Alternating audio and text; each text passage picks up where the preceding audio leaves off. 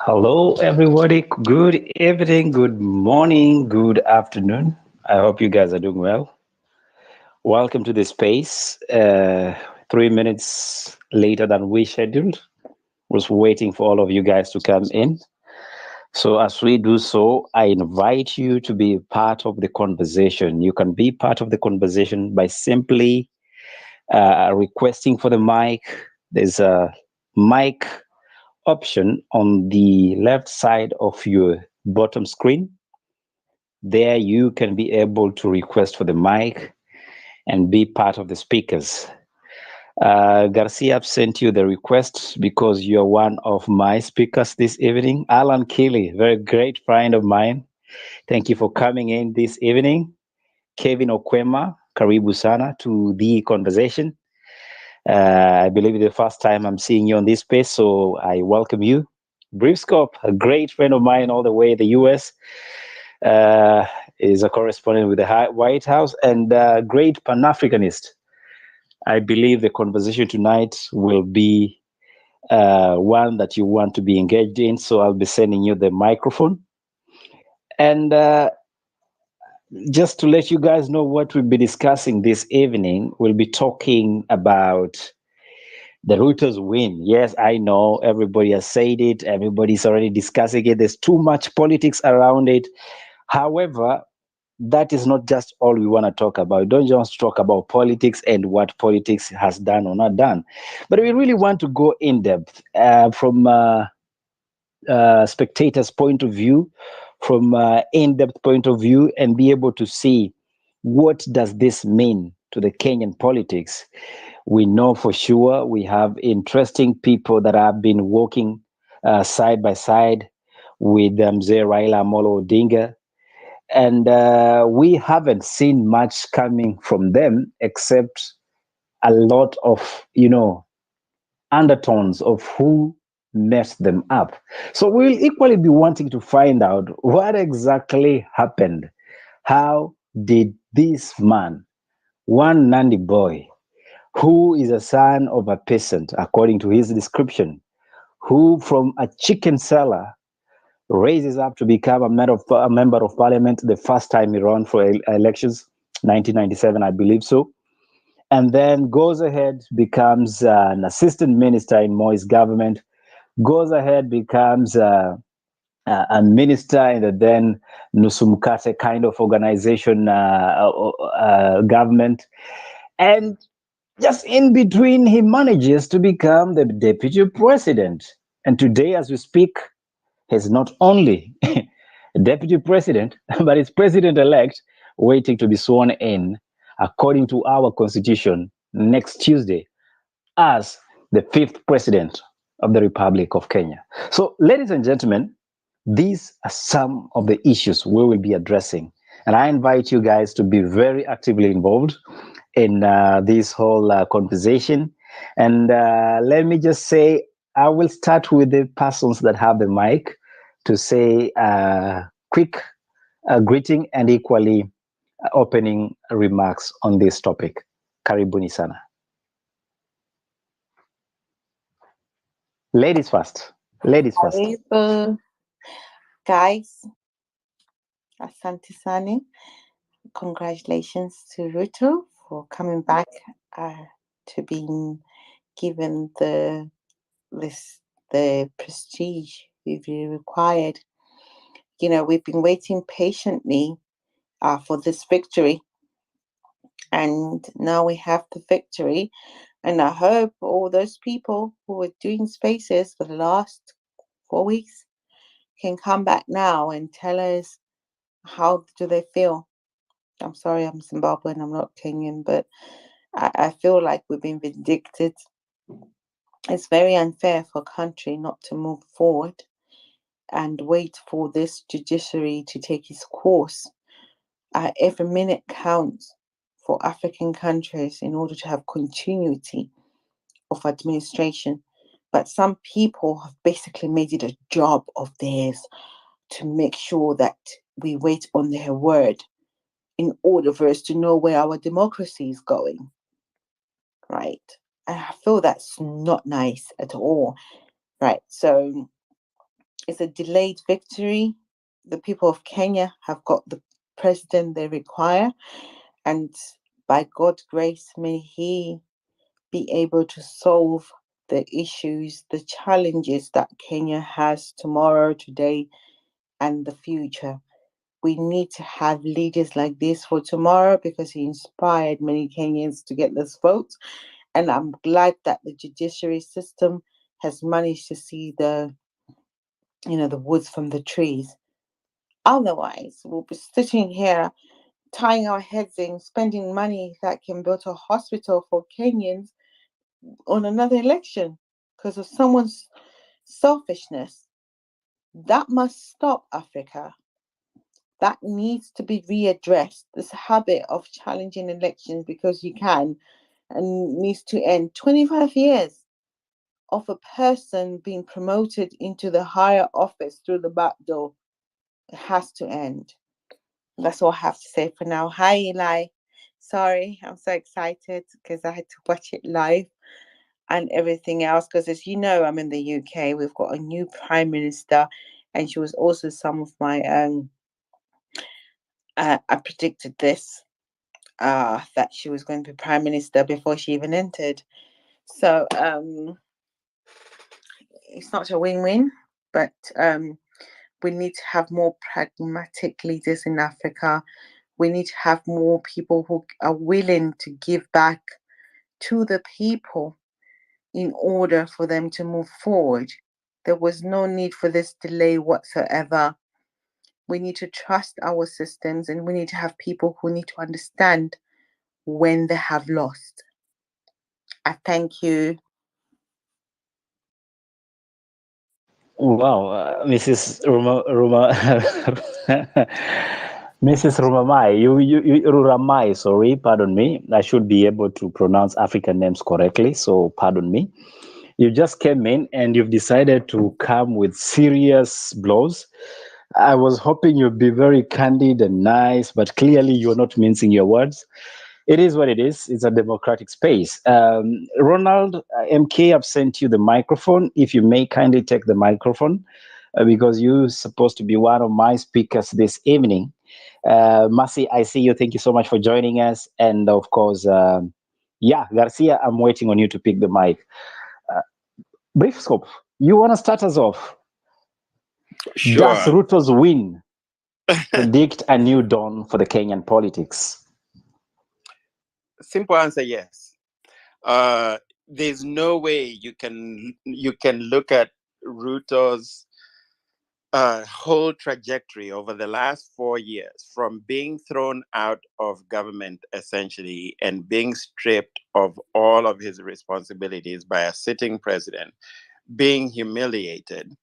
And as we found out during the debate, that Raila refused to attend, thinking that I think his calculation was correct to not attend the debate, but it simply wasn't enough. I think he would have done himself more damage by attending. So he was smart actually not to attend. But anyway, in the debate, we found out a really important piece of information that, in fact, the dam, the Kimwarer Dam, for which Kenyans have indicted William Ruto as having misappropriated the funds for, we found out that, in fact, the current president, Uhuru Kenyatta, not misappropriated, but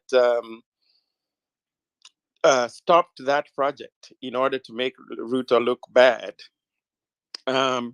And the DPP, Yusuf Haji, who's one of the few independent organizations or independent, what do we call them? Independent institutions that has operated under the terribly regressive Uhuru government, came out and told us that, in fact, DP Ruto was not, or President-elect Ruto now, was not a suspect in the Kimwarel dam.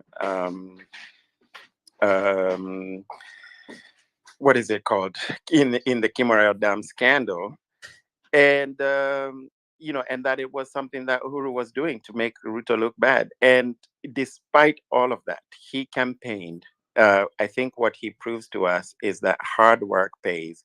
He is notoriously known by everyone around him, including his opponents, for being very competent, for being a hard worker, for being a dedicated worker, and a very disciplined worker. And we saw that even on the last day after the very demoralizing Kenya Kwanzaa, what is it called, rally in Nyayo Stadium, which juxtaposed against the extremely exuberant and extravagant display that we saw in Kasarani with Azimio, just looked so demoralizing. Despite that, he left that rally and went on to another rally in Kiambu, while the Azimio guys went home to sleep and comfortably, wait for the deep state to deliver them the election. So he is a study in politics, to be studied for a long time. And in the space that just ended, I, suggested that his campaign team would make a killing if they created a consulting firm to go around the continent, consulting for other campaigns that want to run A, non-tribalistic campaigns, and B, well, I guess it's the same thing. It's not really A and B, non-tribalistic ideological campaigns, which is what Kenya Kwanza ran, which really endeared them to Kenyans of all stripes right across the whole of Kenya's 47 counties. Mrs. Ruramai, you brought up the UK election, which actually we just came from discussing in my space, where I was pointing out the fact that Liz Truss just got elected with 80,000 votes to lead a country of 60 million people. And yet, they claim that this is democracy. And, really the question in my space was, which one is more democratic? Ruto's election of, that had 14 million people participate, or Liz Truss's election that had Cherrero 0.49, 0.45, or whatever it was, percent, 140,000. Guys, I seem to be experiencing some fluctuation, so I don't know if I'm still on the line. But brief scope, did you may finish your submissions? I did finish. I think it might be you. I think I'm seeing that my network is still on full. I'm seeing my mic fully on, but yeah, I've finished my submission. Okay, great. I left at the point you were asking Ruramai about the UK issue on democracy, but I hope she'll be responding later on that. MK, again, I've sent you the mic. Kindly respond to the request. I want to bring in a speaker here that I believe we might be interested to listen to their perspective. Kevin Okwema, kindly speak to us.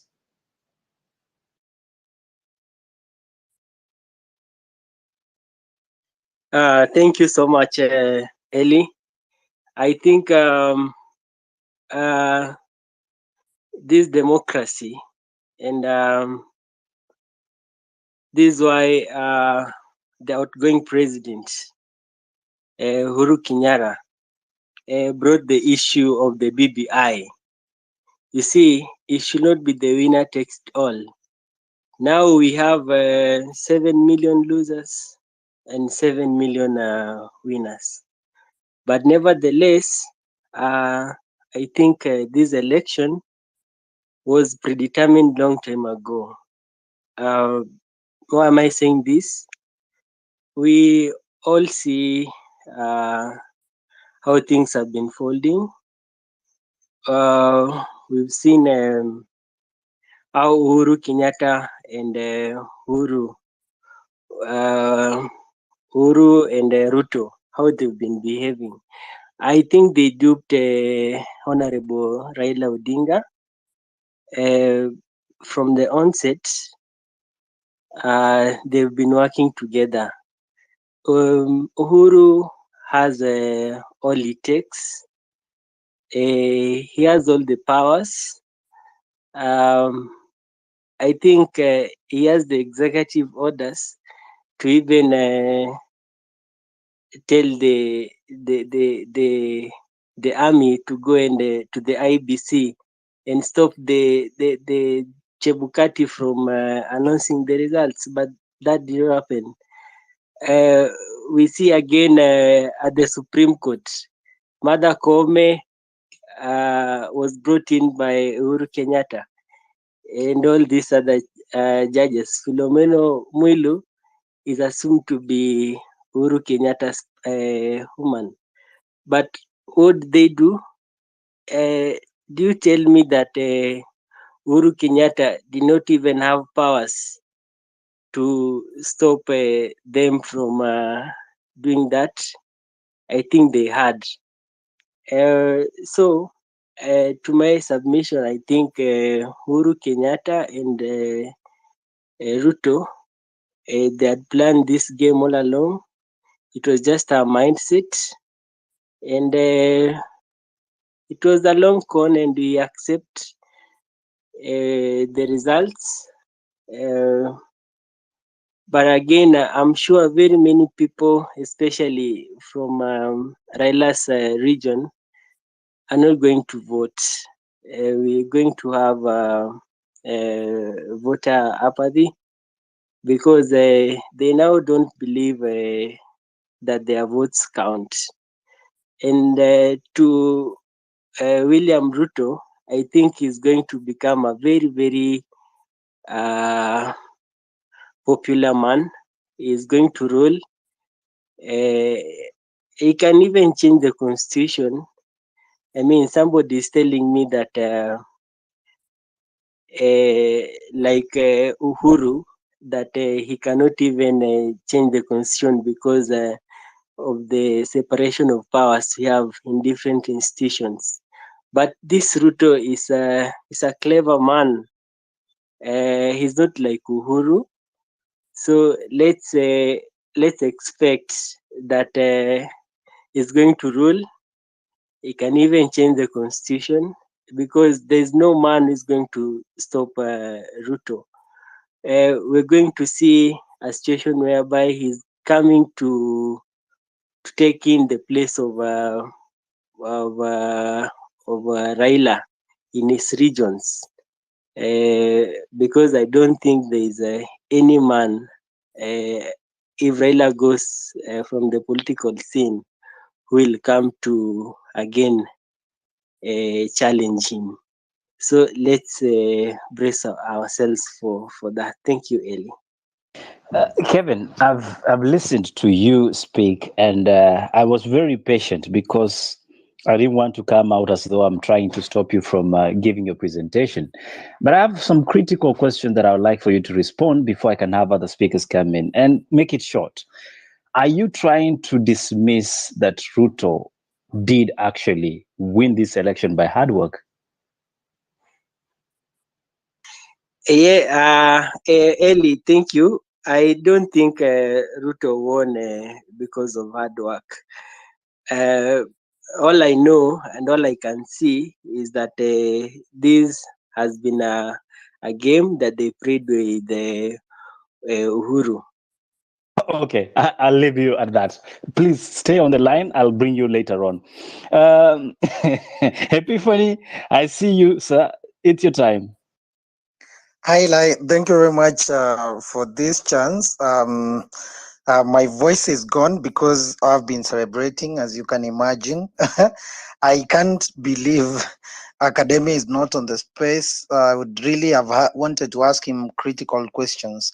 But to my submissions, let me first begin by saying I disagree with Kevin that this election was not a pre-arranged election. It was because it was Ruto turned it into an issue-based election, where instead of discussing positions and people and tribes, now we were discussing issues. And this election is a game changer for me. I say this because we have seen end to impunity. Impunity where people think power is brokered in a house somewhere, or there's someone called Deep State who owns the Wanjiku votes. But Kenyans have ascertained that it is their right to elect leaders, and they keep doing that to whoever they want to donate that power to. So when we talk about winners and losers, this is a term that the Uhuru Kenyatta and the team had coined to pretend that they are trying to take care of wananchi, because losers and winners in an election is us Kenyans. Today, we stand to benefit if Ruto becomes the best president we could ever had. We will benefit with this presidency if he performs well. So talking about it as a winner or loser, and these are a question Ruto posed to in when they were launching BBI, and he asked, assume now he has won election as he has, according to the suggestion that was there by the BBI, he was supposed to elect the president. Okay, he was now supposed to elect someone else. So he would have elected now Murkomen or Duale or Mudavadi now to be the prime minister. How would that have solved the winner loser thing? So that's a notion that was created in our minds by the BBI, which I call unconstitutional. And quickly to talk about the Supreme Court, and it's unfair for Kevin to say that the Supreme Court was this and the other way, because when you listen to their argument, they are very sound.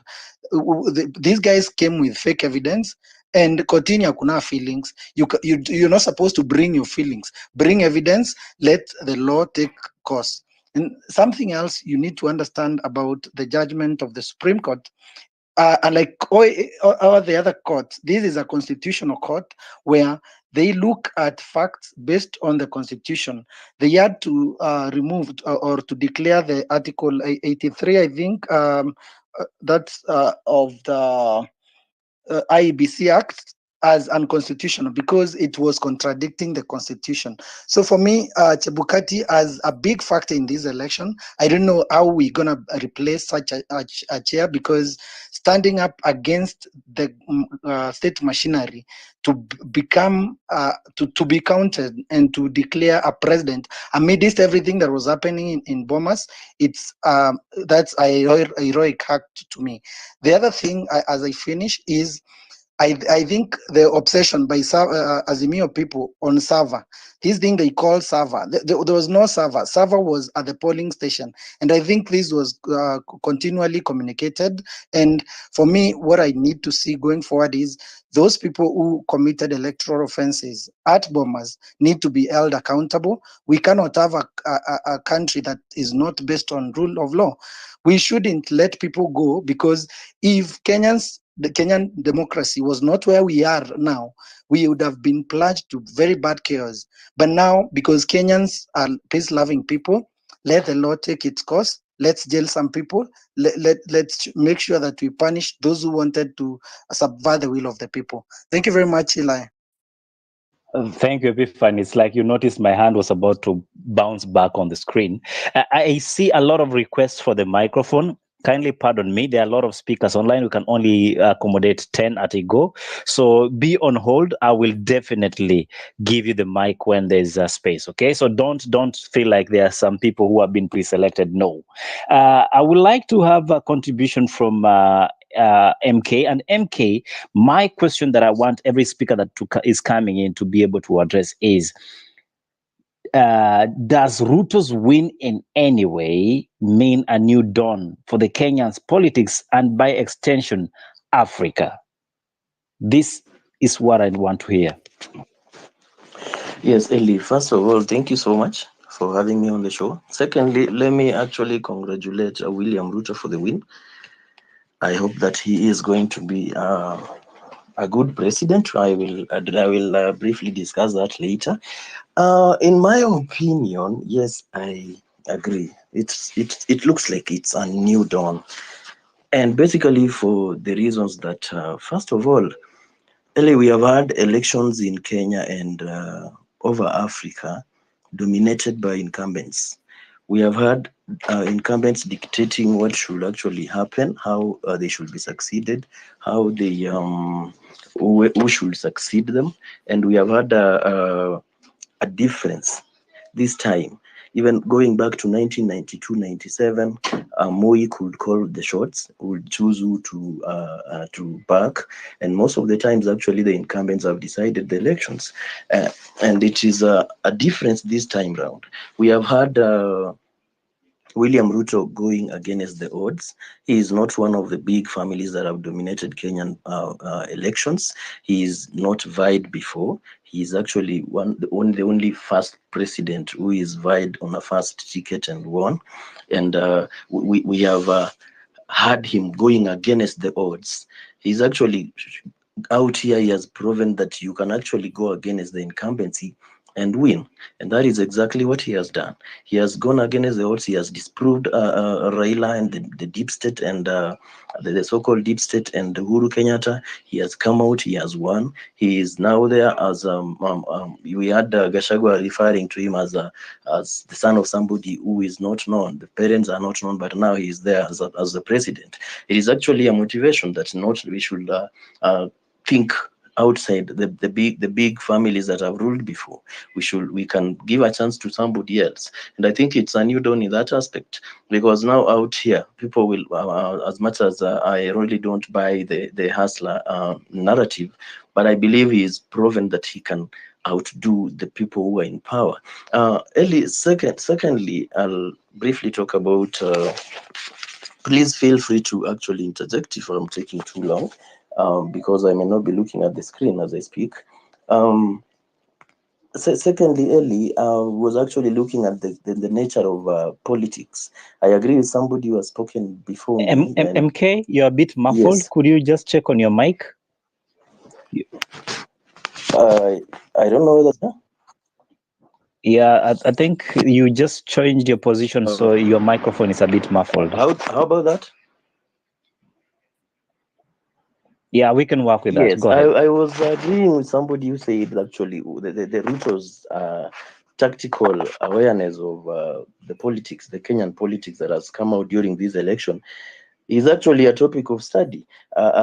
We have interacted out here with people who had been made to believe that there is no way Raila was going to lose. That Raila was having the deep state on his side. He was having all the support he had in previous elections, and he was not going to lose. And here we have had to see a very ruthless organizer in campaigns in the name of in the person of Ruto. The guy has not actually even rested. You could see him going on the campaign trail all the 7 days of the week. He's not taking chances. He's flattening every other curve he could do, so that he actually has everything in order. And then we were having on the other end an overestimated group of Azimio leaders who were actually just making a killing out of supporting Raila so that they could get into positions. They were overconfident, insulting and disturbing in rallies, not actually even addressing issues, and behaving like now because they have the deep state on their side, they are actually going to win, and there is nothing else. No other option. And then we were having actually supporters believing that lie, even until yesterday and today morning. We have had the likes of Anyang' Nyong'o posting that, oh, imewezekana, just before the ruling. You see, such lies, you don't know what you're posting, but there are people who are looking upon you to get information. But you're giving false hope to your people. You're not doing the proper groundwork. And now this is where actually this election was won. This election was won on organization, tactical organization that Ruto employed. You could see him. There is no point. There is no place where he has not gone.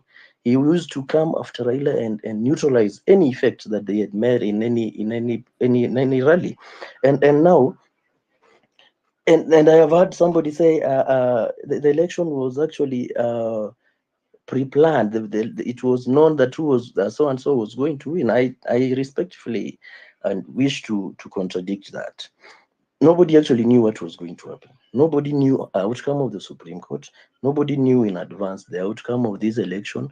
We could only predict by Friday last week that this, according to the hearing which I followed, all the 3 days, I could personally just predict that there is no other verdict other than the dismissal of the petitions, because I had how every other evidence was diluted.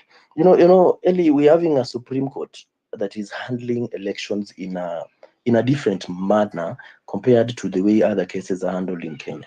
Normally, out of my brief spell of practice, normally cases in Kenya are handled in an adversarial manner. Adversarial here is the one party presents their case, the other party responds to that case. The judge is very neutral. If you leave out anything, you don't clarify issues, that is up to you. You will read about that in the judgment and it will be detrimental to your case. But now we were having a Supreme Court that is inquisitorial rather than adversarial. Inquisitorial in a way that if there is any question of evidence that is unanswered or that is not clear, questions were being raised, so that there is nothing that is going to limit the fairness or the openness or the fair verdict of the judges. There is nothing left unclarified. There is no evidence that is left ununderstood. So we were having a situation where the judges have actually brought out all the falsehoods that were in evidence, and all the clarifications are out here, so that even the layman, the basic mind that is not a legal mind, could actually see this case is lost. We could see clearly that whoever was having glory a few minutes ago is now in shame after a response has been tendered. Now, what are we saying? We actually saying that the Supreme Court handled this matter in the best manner. Actually, in my own opinion, it was the best hearing, the best interaction of a hearing that you could actually experience. And then it is even impossible to come out and deny. MK, land, please. Okay, Ellie, yes. And it is actually even impossible to come and castigate judges for the work they have done, and especially because we actually haven't even read the entire reason judgment. It may be over 100 pages. So we should come out here and accept the verdict.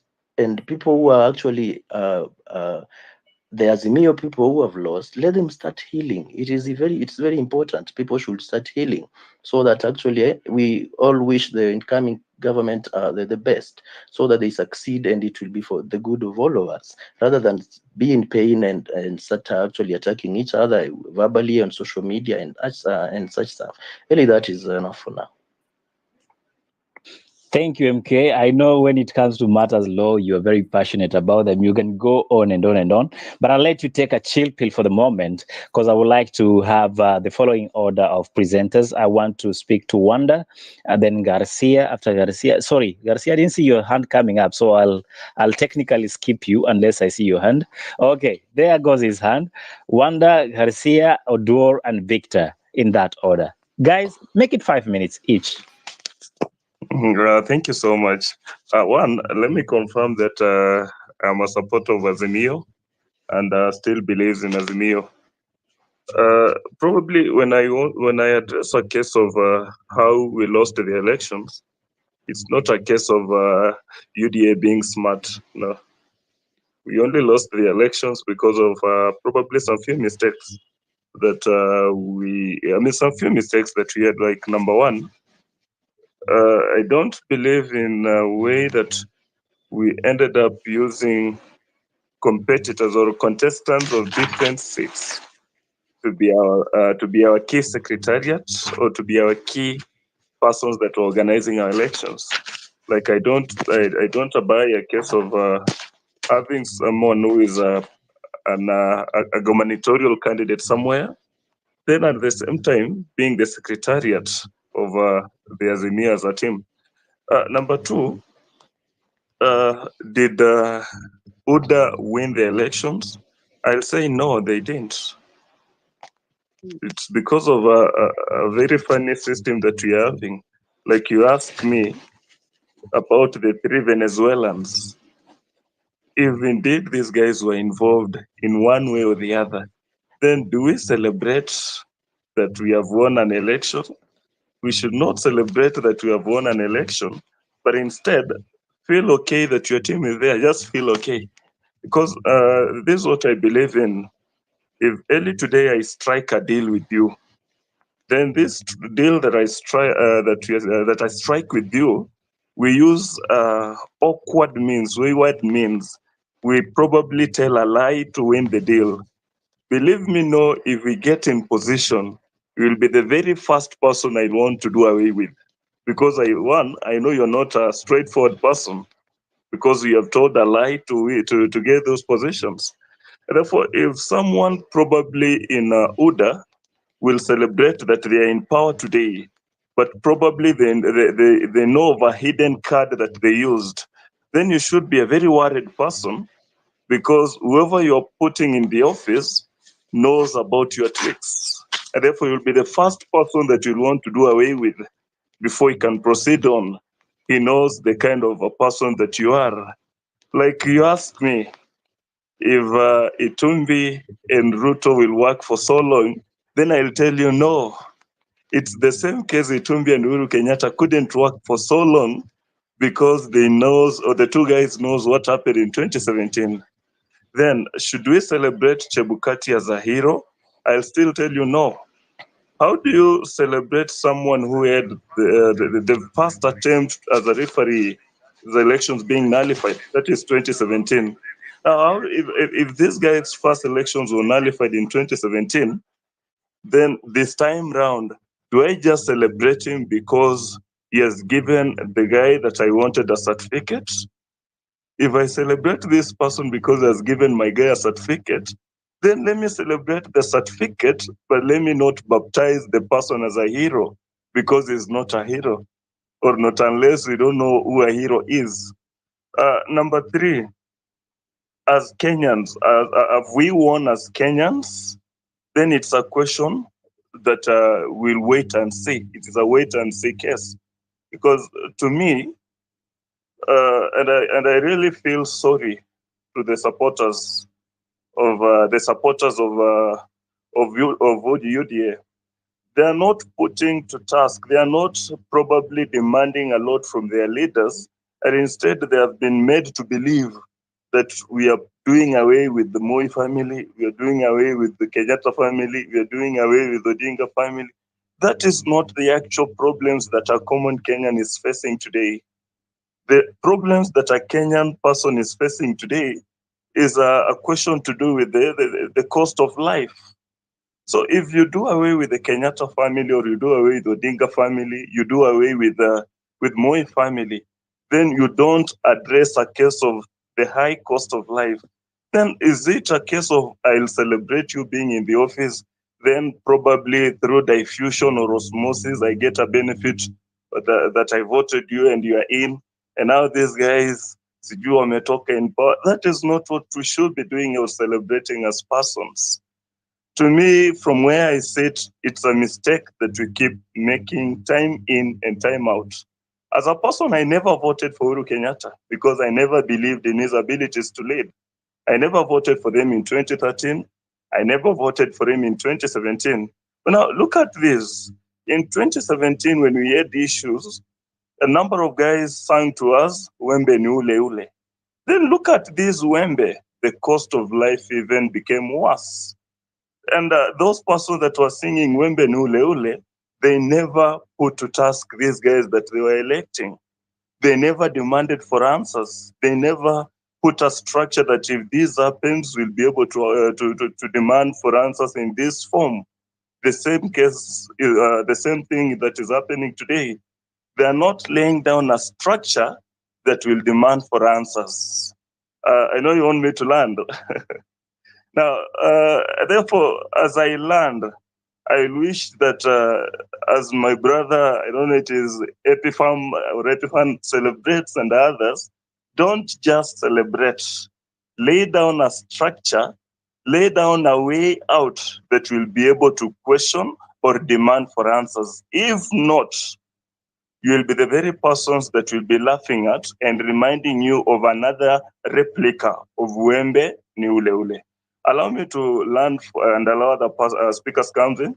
But being an Azimio diehard, I'll stay around so that if a question is posed, I'll be able to respond to it. Thank you, Eli. Thank you. I'll be the first one to ask you a question, and for the sake of trying to understand where you're coming from, we have seen a very interesting event happening at the Supreme Court, where we had Azimio present their case the first day after the preliminary hearing. Then we had what Kenya Kwanza presented as, their case. And then there was this cross-examination, if I call it. How then do you tell us that the elections were still rigged in your view with no particular backing to these allegations that have already been put to rest with the Supreme Court? Okay, I love one way of responding to it. One, the IBC told us that each kit was to reflect, or rather was to capture the Form 34A and reflect at that is the IBC portal. But during the forensic auditing or the analysis, it was found out that one kit was able to transmit results for various centers. Then in this case, my question comes in, how did these forms, all the 34 forms that were transmitted using one kit, get to whoever was that was managing the very kit? How did they travel? Then go to this person that was having this kit, capture them and transmit them. That's one of the questions that I completely can't get an answer to. Like, we had a case study of someone on IBC portal that one kit transmitted results from Bungoma and Nyeri. Makiu on the same day, probably a difference of few hours. How possible is it? Thank you. Well, again, I'm informed that the results were announced based on the physical forms, something that you and I need to chew a bone over. For now, let's talk to Mr. Can I intercept just for a Not minute? for now, not for now. For the interest of time and other speakers who are online, I would like for you to take a chill pill. I'll bring you later on. We have, I believe, this Garcia. Yes, it was Garcia, then Odor, followed by Victor. And then Padare, and then I'll bring in theologists. Thank you. But Garcia. Eli, thank you so very much for this platform. I hope I'm audible enough. And I'm sorry because I've been having some issues with my internet. I've had presentations in the few minutes. I've had Wanda speak. I've had, there was Victor and Epiphany. But Eli, if you will allow me to utilize my 5 minutes, I will start from the beginning of this conversation. Don't hate the player. And I want Wanda to listen to me so carefully, because I will just have a word of hello to him at the last of my submission. His Honorable the retired Prime Minister really started showing before and after his frustrations with the systems and the activities of the system. He even went ahead to criticize the individual who operates it. Who was that? The referee. These are my 3 good points supporting my submission. Opinion polls. In almost every major opinion polls in our country, Kenya, Odinga led Ruto from day 1 to the last. He wasn't able to mobilize the same people to vote for him the last minute. So even in the areas he was the majority, or he led, or people supported him. Instead, do you know what he did? He relied on the opinion polls. We even had billboards showing the same. I can give that evidence right here. 2, transparency. You know, the DP kept on saying good things about his boss, the outgoing president, Mr. Uhuru Kenyatta, even showing up in events like very powerful days we have in our country, Kenya, despite the humiliation, despite the lockdown and the laughters. Same to IBC. IBC quickly posted results from polling stations. It gave even parties a chance for themselves to download the results if they wished, conduct their own tabulation. You know, good for the referee, and it was vindicated today. Credibility. We cannot take ownership. That was a lovable statement, brothers. So, like the judge, the CJ said, it only fuels doubts about the electoral commissions. It didn't even touch the elections. It was the competence of the commissioners, inability to resolve their differences inside their house, acting professionally and even collectively, tainted the names of themselves, not the result of the voter of the Kenyan, me and you. Now, the player, for me, I like this guy, and I've been his supporter since he was the Minister of Higher Education and Technology. Like Wanda said, he has been the supporter of Rao since then. So this is what he's gonna do, and believe me, he's likely to concentrate on stabilizing our domestic politics. He's going to find ways to fulfill his promises he made to us as Kenyans, and he's gonna look for ways to balance the coalition he created, Kenya Kwanza. So when I look at what my fellow brothers and sisters have given here, you have the entitlement to make them. But again, we have a final code. Like Eli asked or said, there is a form which is always coming there for verification. So lesson number one, there is power of consistency. I mean, setting all your eyes on the prize and you always go for it. That's what Ruto did. And that's why it's a new dawn for Africa politics to look upon the fifth. He put all the necessary efforts. Look at how it traversed the country, depth, side, left, selling the bottom up, and it sold to Kenyans. Two, look at the amount of insults, the name calling, the backstabbing of his boss, even blackmail. It did not even deviate him from his goal of becoming the president.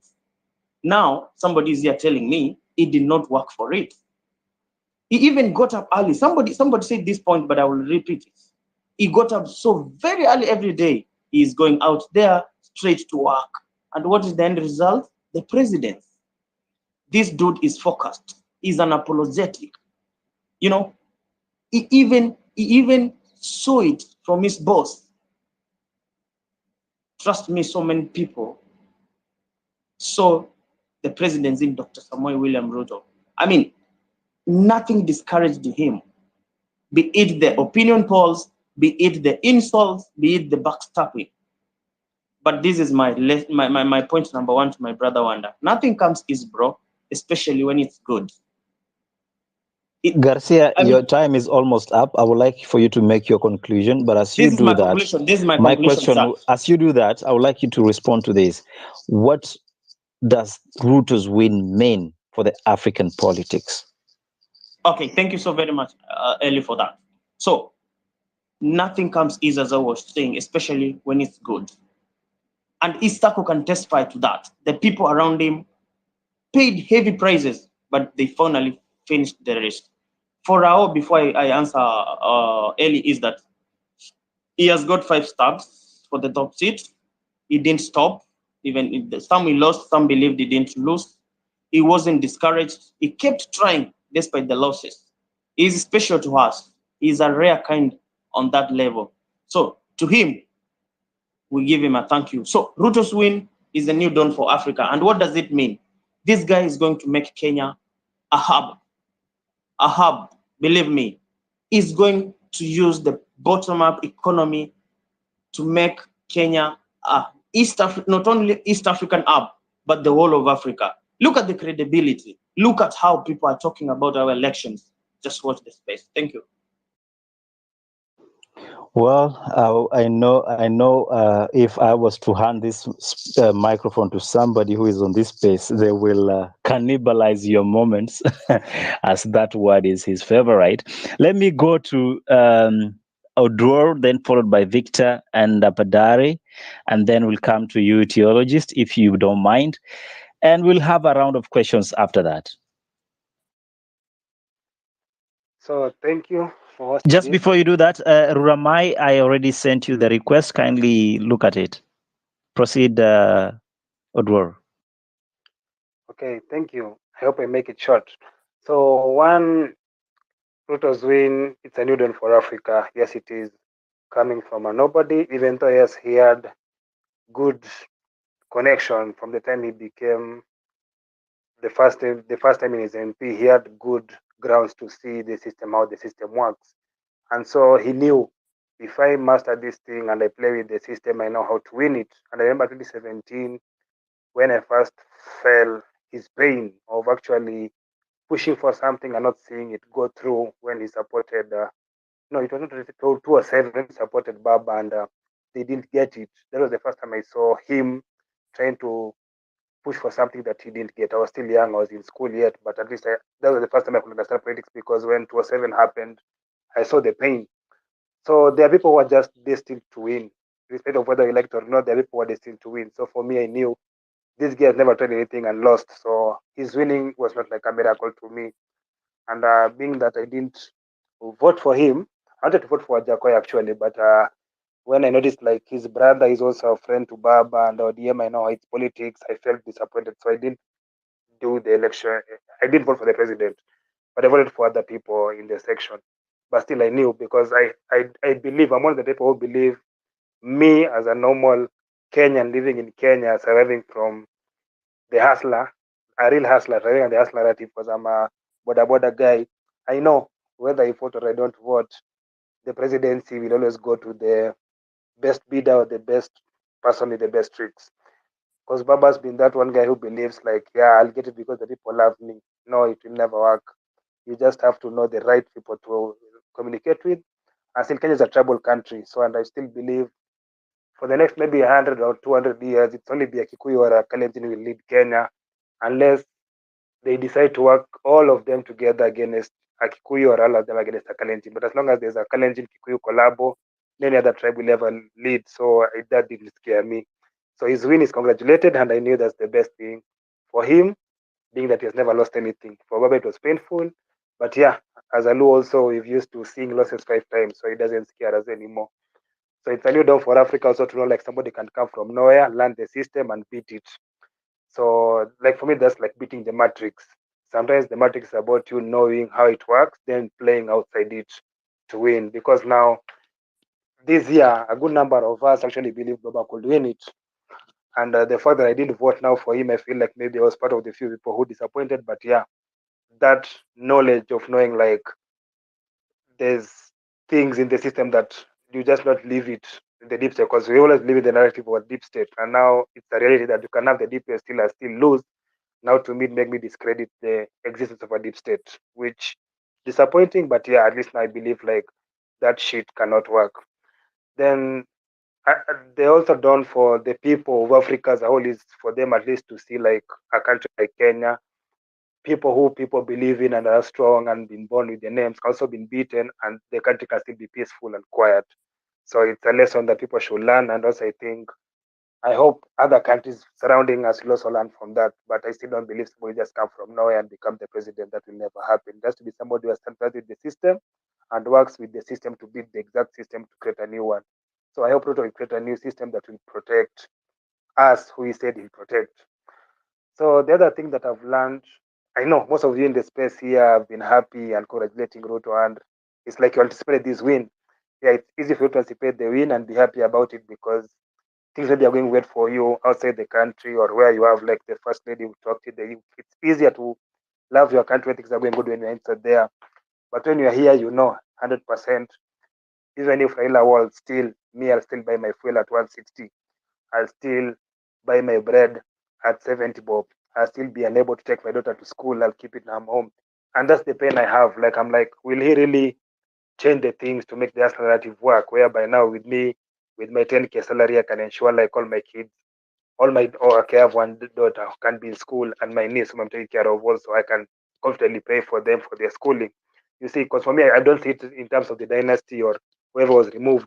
I see in terms of how many opportunities will we get in terms of me, the easier person. Because the guy, like when they were in Nakuru, somebody just ran to break the protocols to give him his CV. You get, those are the barriers. Like for me, I'm just seeing, can me, who always tweets him every day, hoping that one day he may see my tweet and give me a job, will that be so easy for a nobody also to get access to that leadership and ensure like it can trickle down the bottom up? Because for me, that's the only thing I'm anticipating. Will the bottom up economy actually come to fruition? And will people really work together for the next 10 years? Because I don't think anything will change for the next 10 years with his leadership. unless they change the constitution.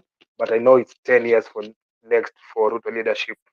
So I'm embracing myself for that. Like, I hope in the next 10 years we can see actually the bottom up coming through and working, and Ruto making life more easy actually for us, the wheelbarrow pushers, rather than I see how Gachagua is talking, because Gachagua is Kikuyu, so it's always about trying to recover, trying to change the narrative. So I hope Ruto will shut that down and actually be easy enough on those politics. Because me, the only thing I hope for is that politics will be reduced, because despite everything else, the reason I didn't even vote for presidency, because the people have known, like, I didn't vote because I knew, like, if he's going to win, then why should I vote? Just like Ruto said, it's a God-given win. So if it's God-giving it a win, why not?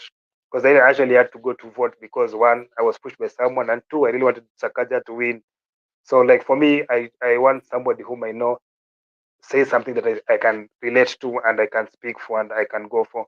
But for the two leaders, because at the end of the day, in the spaces of it, they win right now, nobody cares about what Jack or the other, because they were like the people who push each other in school. So only the two were the important people. So for me, I didn't believe in their ideas, because usually they make those ideas like they did with Uhuru, and then they shut it all down and now make politics another thing. So I hope in the next 10 years we won't see politics, but we'll see things work out for us, the wheelbarrow pushers. Otherwise, thank you for giving me the chance.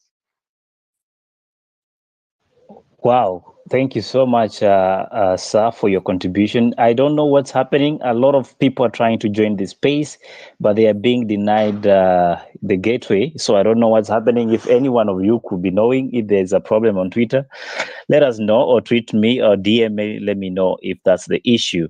Meanwhile, I want to invite Dr. B. And Dr. B, as you speak, kindly help us understand, what does Ruto's win mean in the African politics at large and for Kenya?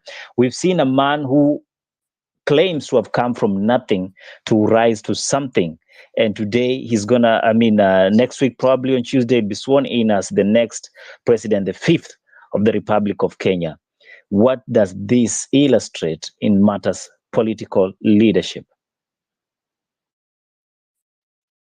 Thank you, Eli, for this opportunity, and other speakers and listeners across the globe. First of all, I'd like to congratulate the Kenyans for their conduct, their decorum during this time. You know, there's been a lot of uncertainty about the outcome of the Supreme Court, but I can say for sure the Kenyans were really patient and exhibited, high degree of understanding and maturity. The other thing I like to mention, as per your question, what is the Ruto's win? I think it's a great achievement of democracy and the growth of African democracy as a whole. Kenya has shown great progress right from the multi-party democracy of the 90s to date. I can say for a fact that I have been able to study the Kenyan democracy for quite some time. And I can tell you that the hero to this election is Chebukati. Why am I saying this? Because one, he stood against the system. And in this case, we're all aware of what transpired. We have seen the videos, we have seen we have had the phone calls, and I trust the various affidavit that was provided, because this has been interrogated at the Supreme Court, and we have seen the outcome for this election. So I tend to feel that he's a hero, because if he had gone against the will of the people, what would have happened? Maybe it would have gone to the Supreme Court, and there they would have did the recount, and then discover that, okay, he did not do it the right way, and that will, reduce the confidence of the Kenyan population on the IEBC conduct. So I think he's a hero in this case. The other thing I can mention is the Supreme Court. They have exhibited confidence to the Kenyan electorate. This, as an ordinary Kenyan, we tend to believe on the independence of the Supreme Court. And this is what we need in the country, because you'll find that what the Kenyans are very hardworking people for sure. But in most cases, you'll find that those who have got connection to the judiciary, those are the guys who have got their will, on the way they want. They can break the law because they know they have the judiciary in their pockets. So I think it's a good start. And I believe that Honorable Ruto is going to make those changes. He'll for sure make the courts independent by having their budgets on time. He has mentioned about the police should be away from the office of the president, and I think he can attest to this because initially the Kenya Constitution 2010, the in charge of the police was supposed to be appointed through the legislature, and it wasn't a sole authority of the president. But we see on the first term of the 2013 presidency, when we had the tyranny of numbers, they participated to change the constitution such that the president had utmost authority to appoint the in charge of the police, and that has bite them this time round. And I think that's why he's mentioning that they need to separate, the police, the criminal justice system from the office of the president, which will be good for the future generation of those people who are going back to contest this elective post. So the other thing I want to mention about the Kenyans from this election, the Ruto's win has shown that you need the votes from the people. You don't need the system. Because if you have the people, if you have the votes, no matter what the system is, you will always prevail because you are speaking for the masses. And I can see, based on his charismatic, proactive attributes, he's a mobilizer. He worked so hard, and I think he was able to identify the challenges early on. Immediately after handshake, I think he was able to tell and you need to have your intelligence as a politician because you have to have people whom you trust. You can't work as an island. You need collaborative effort. And that's why he was able to get some of the information because I do believe that he had some insiders within the office of the president, within the Azimio, and that's why he was able to be a step ahead of the competitors. So he's an open-minded person, I can say that, and I think he's a good listener. And a good thing is on the aspect of being a collaborator. You find that people like Honorable Mutua, you're all aware when, he called a press conference at some point, crying that Ruto, I don't know what happened there. And then also the Papa Roma, they had the issue with Mnabadi, but he was able to bring them to his fold. And they made him president. So in a way, you will need to have that kind of mindset as an African leader because our politics is tribal. But then in this case, I tend to think Ruto has shown us that you don't need the tribal kingpins. You don't need to have the Mount Kenya votes because you can see with Raila's numbers, he had very minimal votes from the Mount Kenya region. And you find that the difference was very small, about 200,000.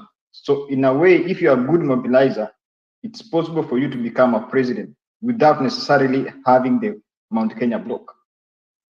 Okay. So the other thing that I'd like to mention is that as Kenyans, we need to hold accountable our institutional bodies. The IEBC, the Supreme Court, and also the people who try to subvert the will of the people. What does the law say about it? If they committed offense, we shouldn't say that, okay, the Supreme Court has decided, we should forget and move on. I tend to think we go back to those incidences. Those people try to subvert the will of the people. Those who, attacked the officials holding institutional commission offices, they need to be brought to book. They need to be prosecuted, and if found guilty, they have to serve their time. Because if we don't, what will happen next time? Okay, so I think that should be the bottom line.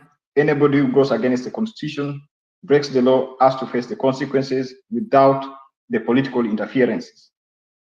And then for the Kenyan electorates, we don't need to sit back as either Ruto supporters or Azimio supporters. We need to call our leaders to account for all they promise on their manifestos. For Ruto's UDA, you need to call them out.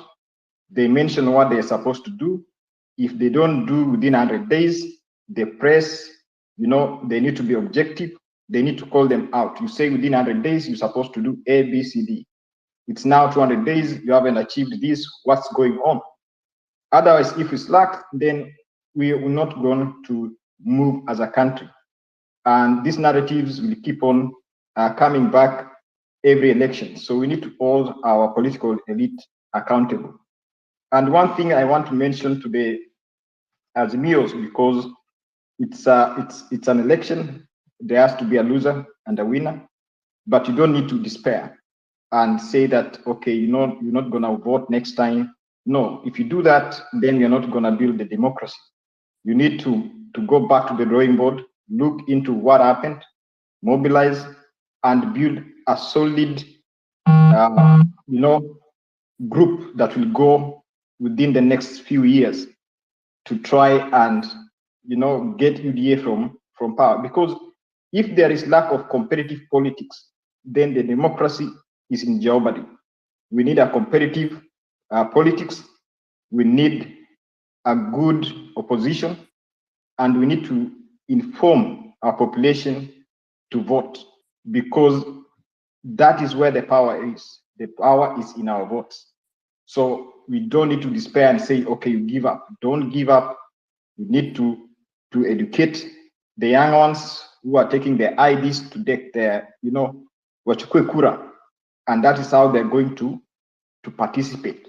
If an elected leader does not perform, we need to call them out. The Kenyan Constitution has the provision for recall. We need to use those clauses. If they don't act, you can recall them and send somebody else there. So I tend to think it's a new dawn for Africa. We have got other continents where we have got other countries, where we have got dynastic rule. We have the Cameroon, the Paul Biya and the group. We have the Guinea. It's time for the young Africans to rise up and take their country back, in this case, as far as democracy is concerned. Thank you, Eli. Thank you so much. And now I can say we are having a great conversation. For those who are joining in, thank you so much for making time. We are discussing the Ruto's final declaration by the Supreme Court as president-elect. It was a well-contested issue, having seen Azimio come in, making several petitions to the Supreme Court, including issues such as the IEBC, which is the body mandated to carry out elections, did not do so as it was demanded of them by constitution. There were a lot of irregularities that they cited, including forms that did not correspond with those ones that had been posted. And for that matter, the Azimio team felt these elections were not conducted in credible manner. There was interference from outsiders or probably the middleman. But of course, at the end of the day, the Supreme Court sat down, listened to both cases, and looked at the evidence that was produced, and they pronounced themselves and ruled out all the 7 petitions. So today we are here to see what does then Ruto's win mean for the African politics. Does his win just end with Kenya having another 5 years of another presidency? Does it reflect on the growth of democracy in Kenya and around the East African region and beyond? Or does it simply tell us that with time, every young African leader or individual that puts their feet on the ground and work towards achieving what they dream for, they will be able to to achieve those dreams? Those are the questions you're trying to understand and converse about. And it gives me pleasure to welcome a brother, Mr. Padare. Come and speak to us. 5 minutes, sir.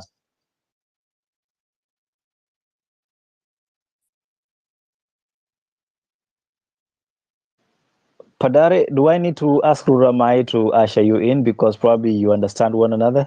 Oh my God, that's quite high. Or what would you call it? Very un-African. Hi, Padare, you there? Maybe there's a language. Is Padare, this Shona? Padare. Oh, hold on, I'll see if he's back. But guys, in terms of No, I'm there. okay, you can go ahead on. I've been sitting here listening and waiting to just say congratulations to Kenya and Elia and the team for for the in-depth discussion we had the other day. I think for those that are in doubt, because I've had a lot of people asking and saying, how will this all play out in terms of holding the people to account? I'm always saying the biggest issue we have is trying to hold people to account without their manifesto, without the constitution. The only the only thing you can do to hold people to account is by what they've promised to deliver. That is the only thing. This notion of, oh, where is he come from? What is he doing? It doesn't matter. He's campaigned well. He's won the race, and he can only produce by actually you guys looking back at the manifesto that he's been voted for and the policies that he promised to change.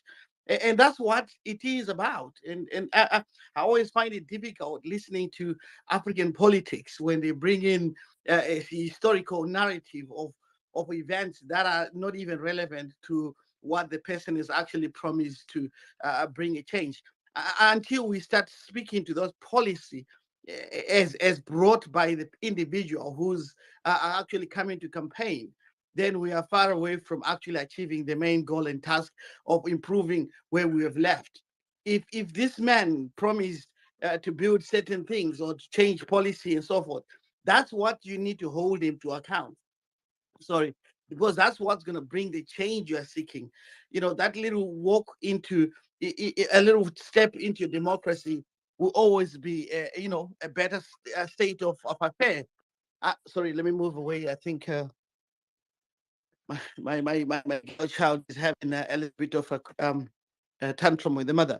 But that's where we really have to be able to look at and say to ourselves, what has this gentleman promised? Don't look at anything else. You see, I've been having the same discussion with people from my home country. They want to hold a president account for things that for a political narrative that happened 30, 40 years ago. That's not how politics, that's not how you grow your democracy. Someone is being elected tomorrow. This man is going to be sworn in as the president of your country. From that time, that's how you look at him and his policies. That's what everywhere else, whatever countries we're living in all these democracies that we're trying to copy and try to think of, that's how they do democracy. That's how they play the political game. So I sit here listening to people who are trying to cancel someone who has actually won a race. It doesn't matter what they've presented themselves, whether they say, oh, I came from a background of the poor to the riches. That doesn't matter. That is not. That's what's going to speak to the Kenyan people. That was his political narrative. That is what he was campaigning with. But that was his campaigning too. The most important thing from now on moving forward is looking at the policies that is going to implement, and everyone else actually holding him to account for what he has promised. So that is how we grow our democracies. That is how we build our nations, understanding our poverties, where we have come from and where we are lacking. If you're going to come here and go back on the narrative, oh, Ruto did this, Ruto did that, Ruto, who cares? You don't have to love him. He's now your president. You don't. He's got so many children to love him. He's got grandchildren to love him. Your business is to hold him to account with what he has promised to deliver for your country through policy. And I hope because Kenya, you're quite older, republic than us. And one other thing, I'm just dumbfounded by especially my people from home when they say yeah, when they say when they say you know democracy. Look, Kenya is a republic. Zimbabwe is a republic that has got democratic rights prescribed within its constitutions. And that's how we should be talking about African politics. We need to move away from, describing our political structures as somehow different from what they are. It's a republic with democratic principles as prescribed within your constitutions. If you don't do that, then we are asking people to provide for things that are not there. I truly wish you the best. Kenya is like a second home for me, and it'll be exciting time for your people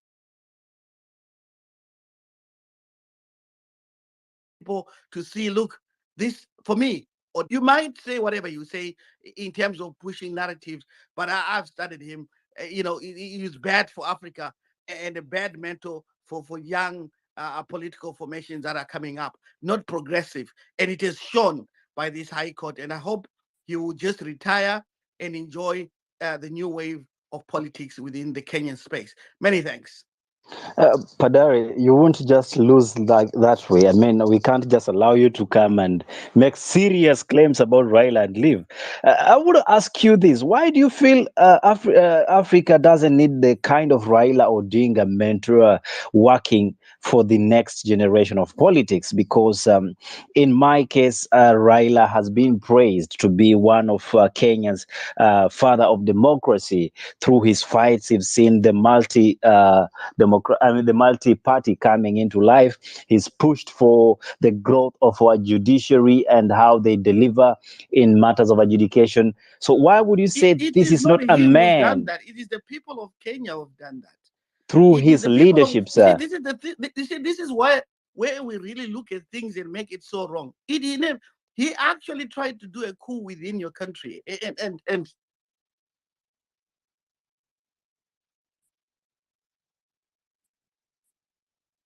Guys, can you still hear me? Eli? Yes, I can hear you. What happened there? I think Muted. It just muted his my mic. no, no, sorry, I was just saying, just going up the stairs. I didn't want you to hear me running out of breath. So, Okay, okay. so Kindly, you can respond to that in a minute if you don't mind, so that we yes, have a lot of speakers waiting to speak. it is the people of Kenya who vote and actually decide what is going on with things. What we shouldn't do is to normalize the abnormal. That is abnormal politics. That is not pushing democracy. You've taken the course, like, look at this case. Is taken to court. There was no evidence, and it's time wasted. Time wasted. You know, can you see the value of your money in the last week or 2 weeks when all the shenanigans were going on? So you have to say to yourself, what is there? That's not pushing democracy. That's undermining democracy. There's a position where someone needs to raise their hands and say goodbye. Asante sana, I'm done. If you don't know that, then you don't know how to push democracy. Many thanks.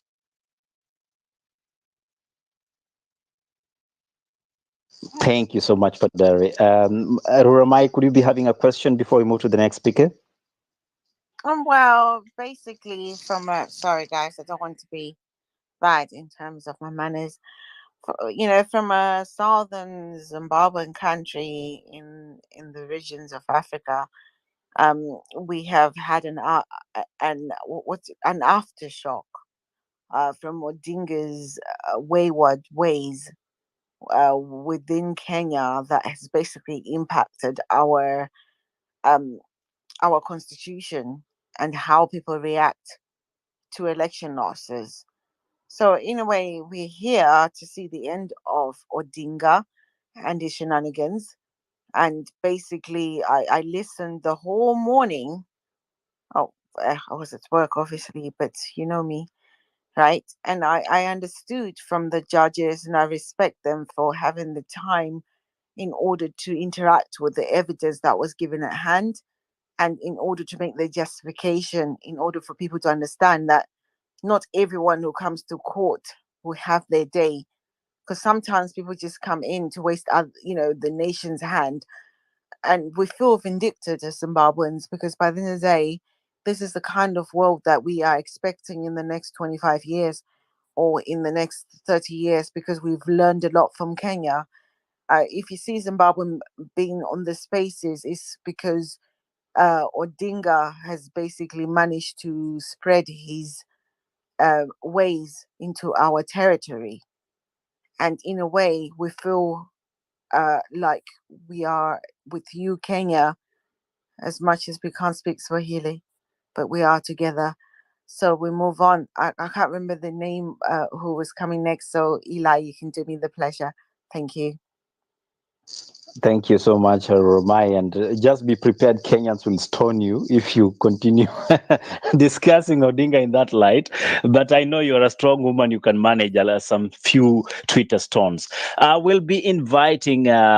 This is just a question of look and see. Flora, after Flora, I'm happy we're having more ladies coming on board. We'll have Marge, and I know Epiphany, you've been waiting to come in. Kindly be patient, Epiphany. I see your hand.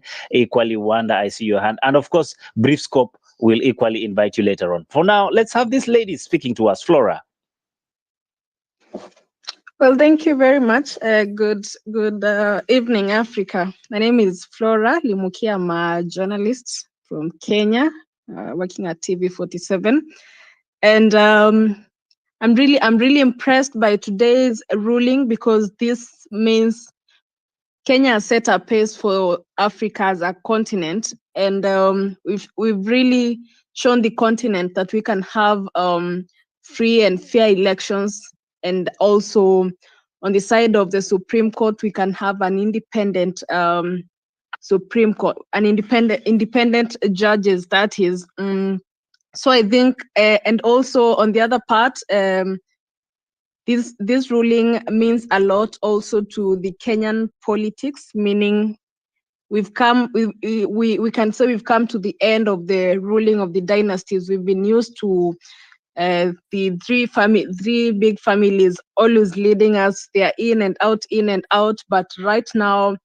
I think it gives hope to every Kenyan or every African that no matter where you come from, you can lead. And it doesn't also mean that you have to be in the opposition in order to be a president sometime.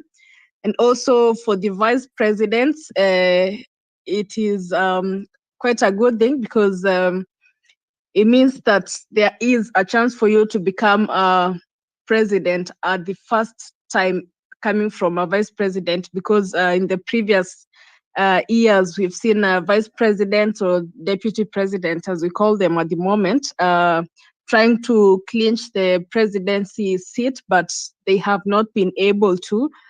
But Ruto's win is quite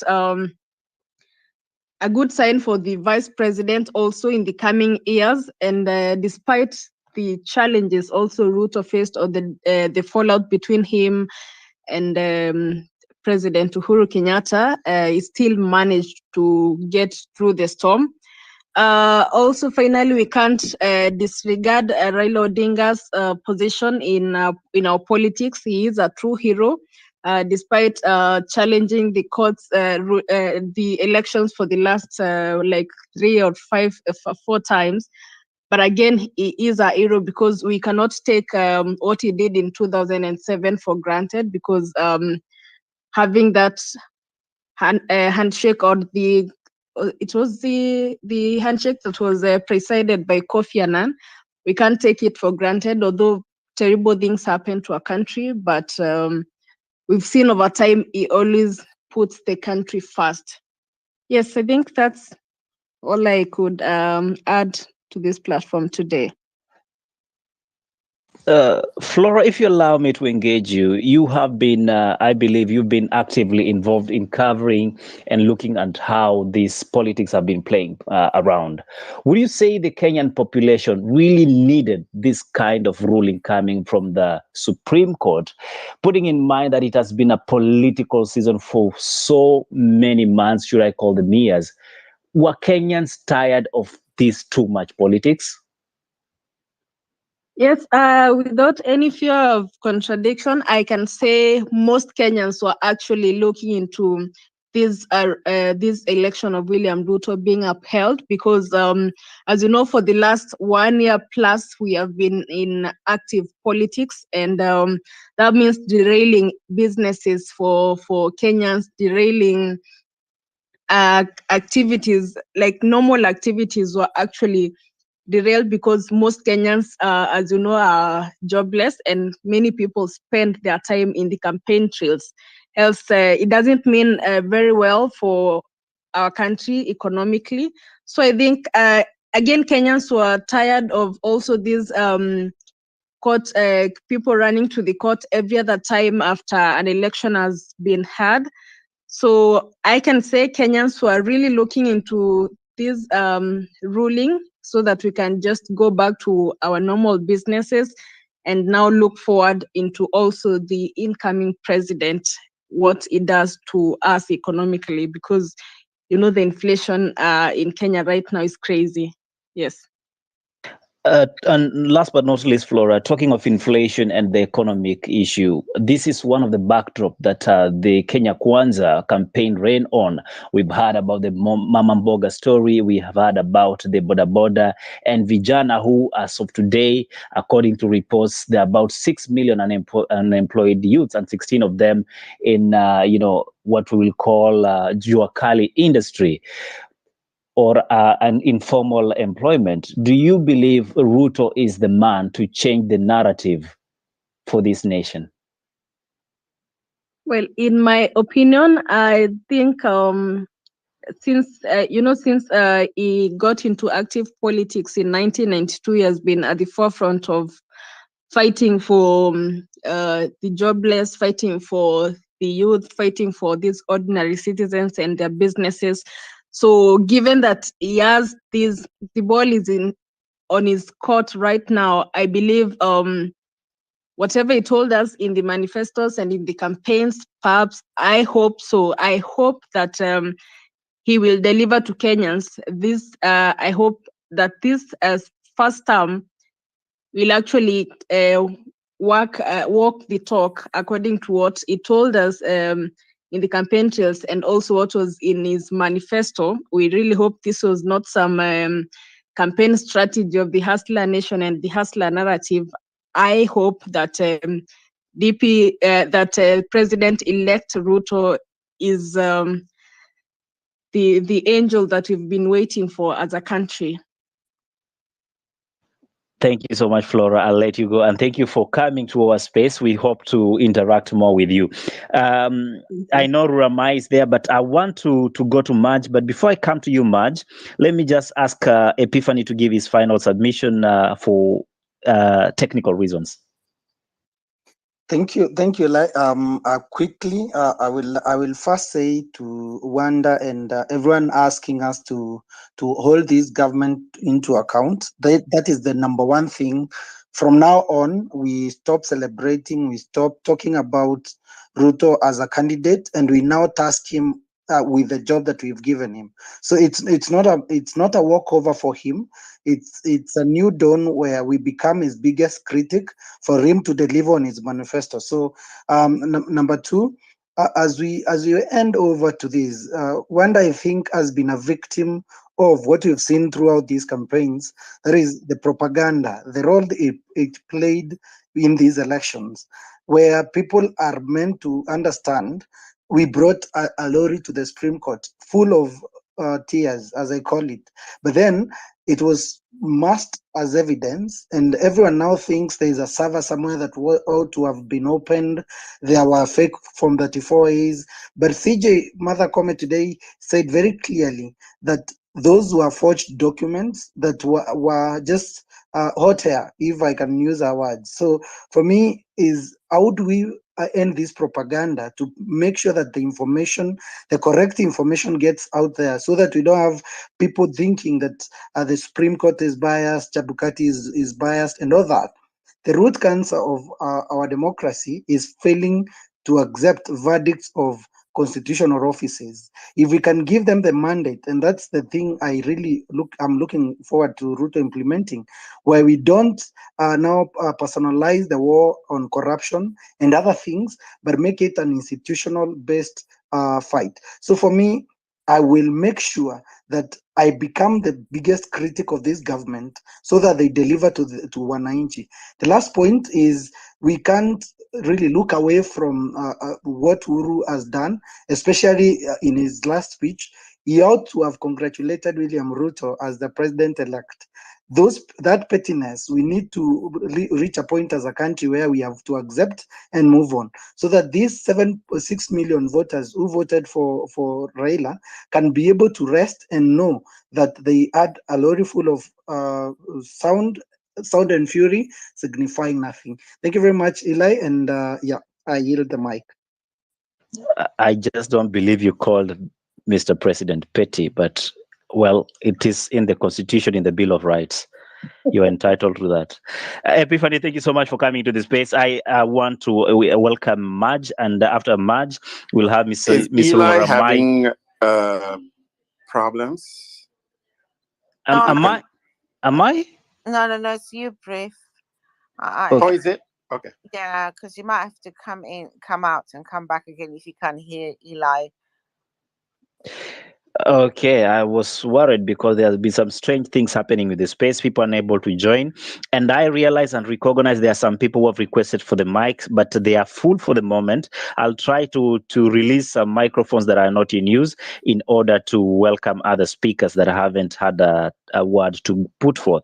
For now, I welcome Marge, and after Marge, Mrs. Rumai, you take us through the other speakers. Thank you. Good evening, everyone. My name is Marge. I think most of you maybe know me. I'm dialing in from Germany. Now, when I joined the space, I found a discussion that really needs maybe education. Because Raila Amolo Odinga, as we see, almost 50% of voters voted for him. So these are not stupid Kenyans. Now, to those people who were speaking, I'm not sure if this is related to the Raila's relation with Swangirai of Zimbabwe. That I'll leave there out in the space. But now the education that I'd like to provide here is that Raila was really very involved in our multi-partyism. Now, we live in Kenya. I'm a Kenyan person, but the first time I had bullet shots, I was 6 years old. The government was shooting at us. The government was shooting at demonstrators who came to the school, and they didn't care. The police who were supposed to protect us were shooting. And somebody argued that it's the citizens that really made that effort. Somebody has to go to the forefront. So these are things that Raila, amongst other, together with other people who also have worked for it, have really worked for it. So really, it's not like Raila is a nobody. If he was, the margin of the win would have been really very high. Now, the freedom of speech that we have, or that even brings everyone to this space without ally or anybody else being taken off, was also worked on by Raila. Now, say such things many years ago and see what Mugabe would do to you. I mean, let's just be realistic. Now, the other thing is when we had Moi for, let's say, let me exaggerate and say a century, but for the very many years that Moi was in power, somebody needed to get him out of power.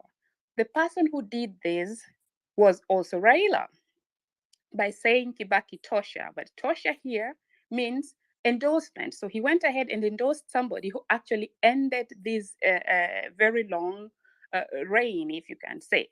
Now, if you look and you compare, because we say sweep your house before you go and sweep other people's houses, and so you remember what was happening in Zimbabwe until very last minute, where you people managed to get out. But you've got it on the wrong end, Marge, because by the end of the day, the way you're looking at it, can I please, Odinga and I have more in common than you have with Zimbabwe. Can but I? You can carry on. Yes, let me finish and then you can go on, because I heard what people are saying and it sounded like there's a lot of misunderstanding. And I just want us to go to reality, the reality of things. Now, the last one that he did was devolution. We have devolution in Kenya. That means that the resources are not at only at national level, but they're being also distributed to the county levels. Of course, we still need to work towards a betterment, and we have issues whereby some governors are really not using the money correctly. But if you check, there are many Zimbabweans who don't even want to go back to Zimbabwe. Look at your currency. How Just much talk is it about worth? just talk about that first, Yeah. because I So, can so tell you about my country, but I'm talking that just about. so just let me I finish, have and then to tell you're you going to what get the the issue mic. When I'm of. done, you're I'm going not to get talking the about mic. Zimbabwean. I'm not taking the mic from you, but be careful about trying No, to. I'm taking Zimbabweans don't love to be. responsibility. I'm No, no, taking no, no. responsibility You for everything I'm saying. understand? No, no, no, no. Hold on a minute, Marge. I don't like arguing over a person.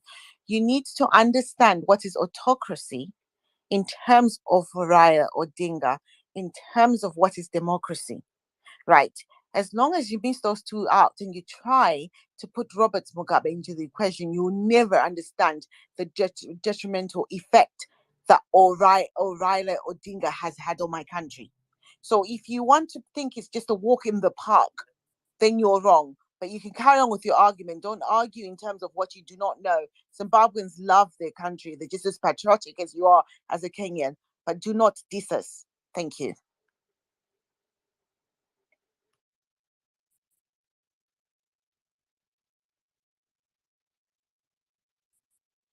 Sorry, Madge. You can continue.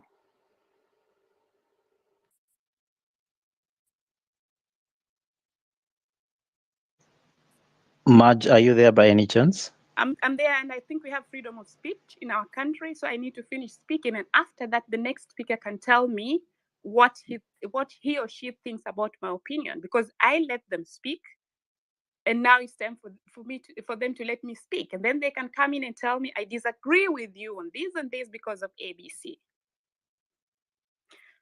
So if I can continue speaking now, talking about the ruling, and this also I need to teach people who are really are thinking that going to court is a waste of time.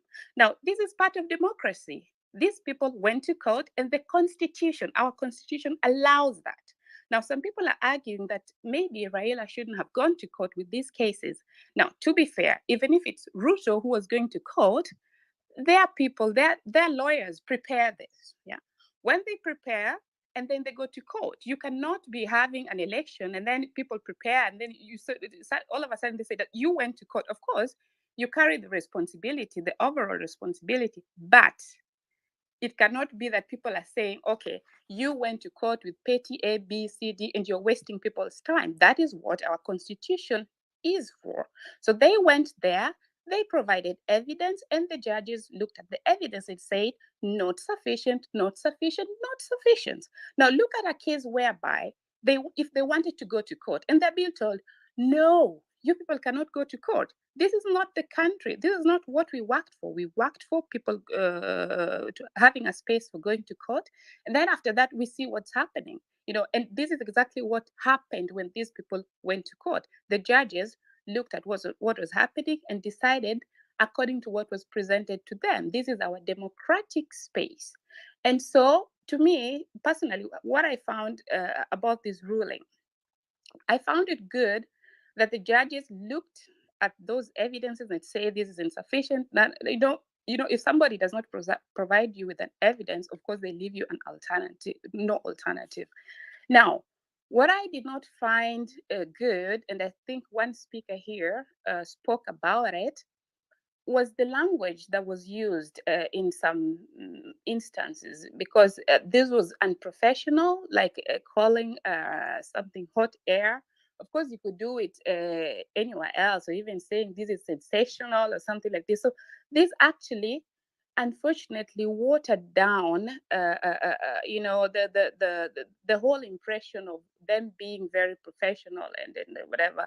So I really hoped that they would not have used such words, but otherwise, I really still I'm happy that anybody in Kenya, when they feel that they're not happy with with the results of the elections, our constitution, which we really fought for, allows them to do that.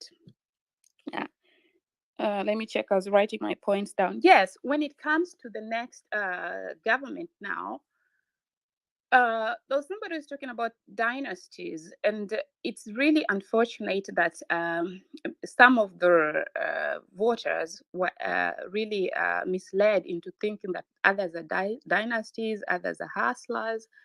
Actually, these two are just billionaires, and if people relate to them and say, oh, this is the person I'm gonna vote because I want to send somebody home, you're not sending them home.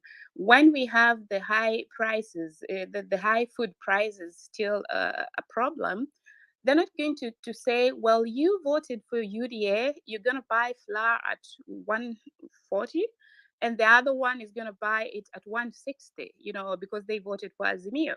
And I think it's time that people voted according to their needs.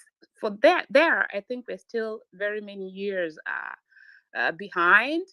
But I hope that we're going to get there, because for the first time in history of our country, both UDA and Azimio presented manifestos where they were trying to talk about issues. So my hope is that the people who voted for them, or the Kenyans, can really put them to task to really, really do what they're doing. Because, like, if it's health, how can it be improved? And then coming the next 5 years, they can also evaluate and say, well, he did well, he promised this and he did it well, so I'm gonna vote for him, not because he's a hustler, which he's not, but because I like what he's doing to my pocket, because I like that I can now take my child to school easily. Yeah, so I really hope that we're going to get to issue-based politics and avoid all those fake news that we keep spreading just to make sure that the political affiliation we support is shining there. So that's the end of my submission. Thank you. Thank you much. I will not try to get into a battle with you. At least I be I be summoned to another one. But that's a great perspective. And for those who have been listening, Marge has very heavy points when it comes to issues to deal with how our democracy have evolved over the past few years. Should I call them decades?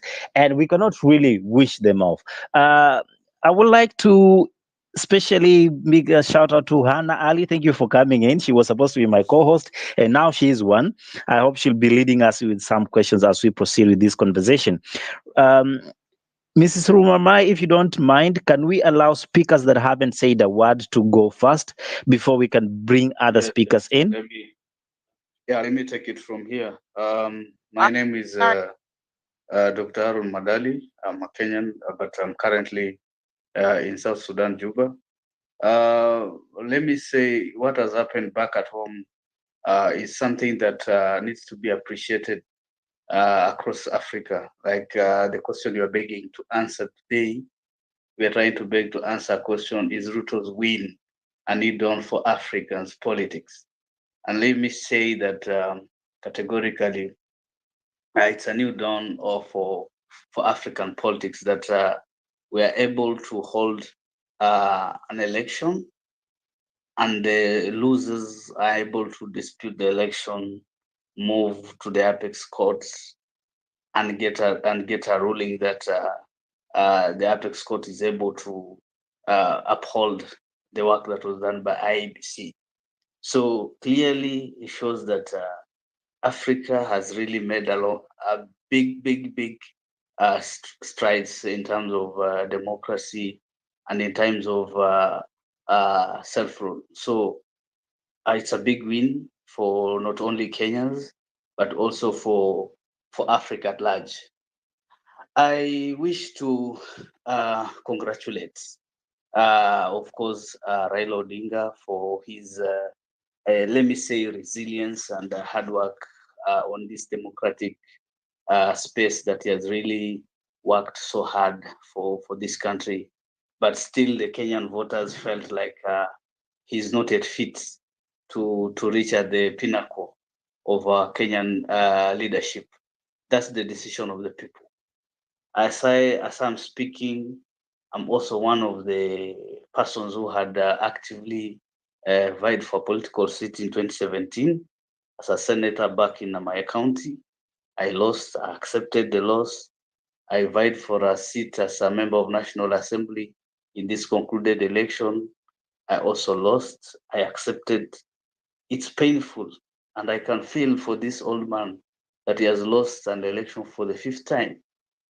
It's crazy, the pain is too much, but that's how the people are. And let me say, this election was one of its own, because one thing that I will say here is that the way 2017 was, like, people went and voted in people along party lines. This time around, Kenyans woke up, went out there, listened to their leaders, what they are presenting, and voted in leaders who are actually issue-based. And let me say that for Raila's and Ruto's context, that we are saying it's a new dawn for Africa, is that Ruto presented himself as someone who is close to the people, and he decided to compose a team. Let me say, I will fault one of the speakers who was here and mentioned that Ruto has been fighting for the people. He has been fighting for the common man at the bottom there since 1992. Let me say that is false. Ruto has never been seen close to fighting for the common man. We all know that in 1992, Ruto was in the very armpits of demagogue President Daniel Arap Moi, and he was there as the errand boy for the dictator Moi in 1992. That is at his infancy of his politics. He didn't join the likes of Orengo, the likes of Gitobu Imanyara, the likes of Raila Odinga to fight for a bigger democratic space in 1992. He decided to join the dictator, whether it was on tribal aspects or what, but we didn't see Ruto fighting for the people. We came to the new constitution context, and he still went ahead to convince the people to vote against the new constitution that is here, that has really helped him to become the president. So the thing that has really helped this lucky man, Ruto, to become the president, who was my coalition leader, let me say, because I'm just being frank here and spewing facts, because let's not be swayed by emotions or anything else, but let's dwell on facts. Is that his win has been upheld by a constitution that he vehemently opposed. So he's a lucky man because he composed a team that really worked its tail off to make sure that he won this election. Campaigns are not won by the brain or brainchild of one person.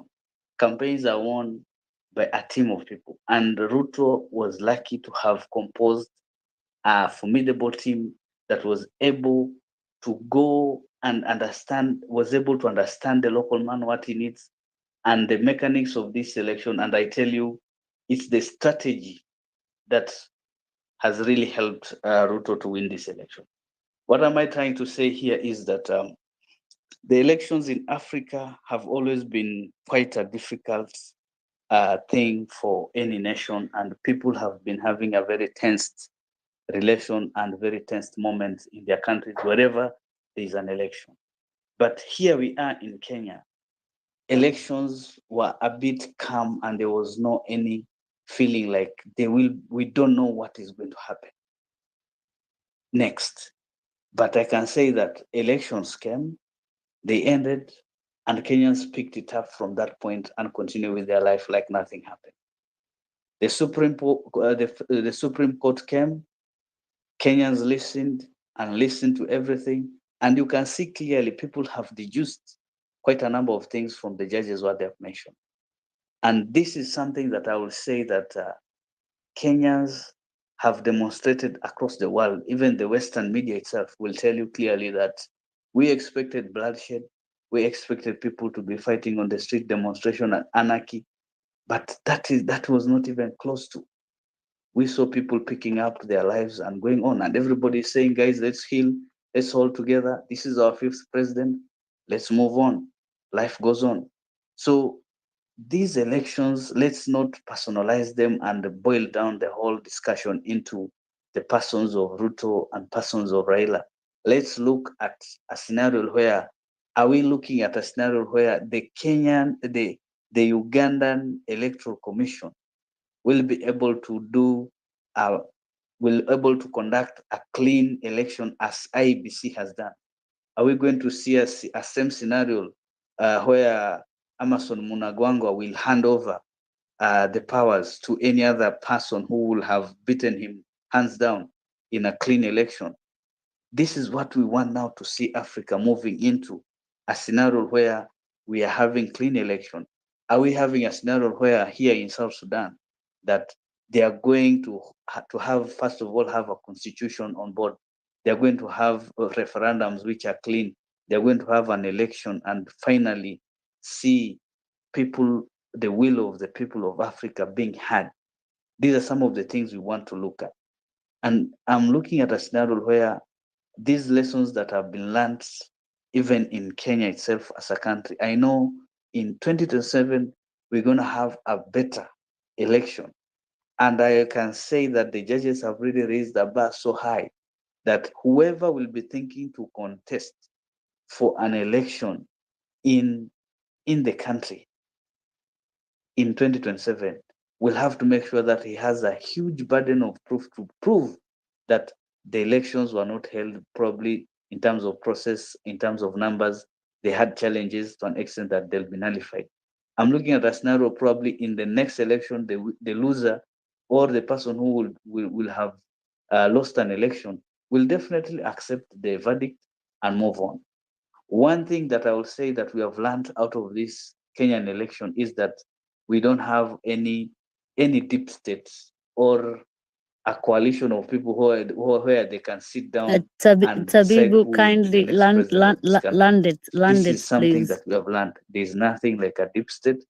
Everybody should go out there, look for votes, convince Kenyans, and let them vote for themselves.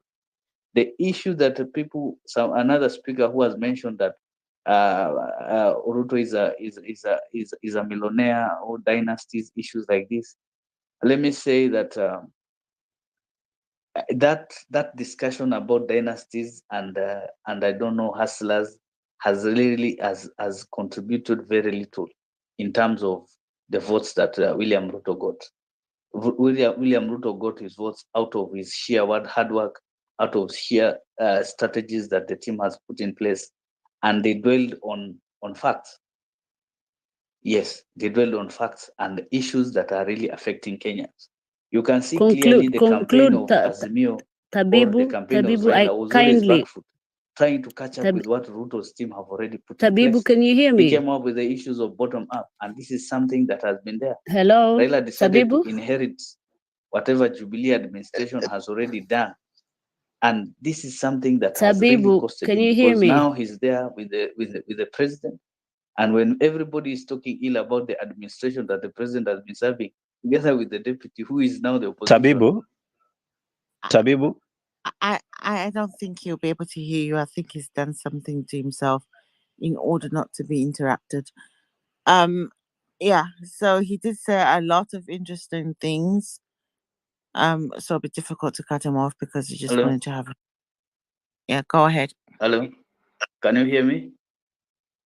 Yes, Tabibu, is it possible to conclude your submission, So please? there's weird things happening. Yes, to yes. the Let me Actually, conclude my I don't submission by think saying Tabibu that did anything. there are several lessons that have been learned from this entire process, and I like to say that one thing that I would like to say is the technology, a penetration within Africa has really moved on. Something wrong with what Tabubu is doing.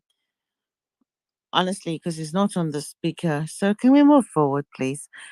Tabuba, is there anything, Hannah? Did you want to say something? Eli, did you want to say something in terms of his submission? Not really. I wanted to give the other speakers a chance and the chance to say hello to Lily, you, and all the everybody in the space. And yeah, let's make it short. Let's give everybody a chance to speak, and let's look forward to what are we expecting from uh, the government, Ruto's government. What would we like to see? Let's focus on the positivity. We've got a new government now. Nothing has happened. We every Kenyan has to accept the ruling, but what do we expect? It does not But mean that Hannah, our how do you job is. feel about people who are very undemocratic? uh, they tend to take the vote from the, because in terms of democracy, we always believe that the winner takes it all. So the winner will have to govern everyone who didn't vote for them, and to be fair and just in order for them to be elected as a leader. We find this in our country whereby people think that if you get a certain amount of vote than the winner, therefore you deserve to be in a horrible thing called a GNU. A GNU is not good for governance in any part of the world. So what are we going to do about such people who try to come into my party without an invitation? I think that needs to be also dealt with, Hannah, because by the end of the day, Ruto won, and democracy says the winner takes it all. And I think Odinga has to go and retire and be productive in terms of making sure that he's productive without being in the rule of law, because we've had enough. You know, 25 years of a person sitting down and getting into power through the back door. What do we need to do in order for him just to retire and be a valued senior citizen of our community, in order to teach young people about democracy and understanding when you've failed and when to give up? Because Balinde doesn't seem to give up. And as long as we've got people who say that the votes that he got matters, I'm not dismissing the people who voted for him, but he did not have the outright win in terms of the constitution. So why does that the constitution has to be banned backwards in order to accommodate a loser? It doesn't work anywhere in the world apart from Africa. I'm not being angry, but that's what I feel. Anyway, we'll move on to Denford. I would like to correct you in one sense. Uh, yes, Kenyans have a lot of work to do. We have to accept the outcome of the judgment. I would like to see Ruto say that he is the president of everybody who voted for him and who did not voted for him. I've been saying this over and over. I think Karanja has heard me saying, Lily, and so many other people who are in this space. At the same time, let's not just say his competitor does not matter. He does matter, because some Kenyans have also voted for him. So in that case, as the example you've given, if I look at England, where I think I am, not at the moment, but we have Her Majesty opposition.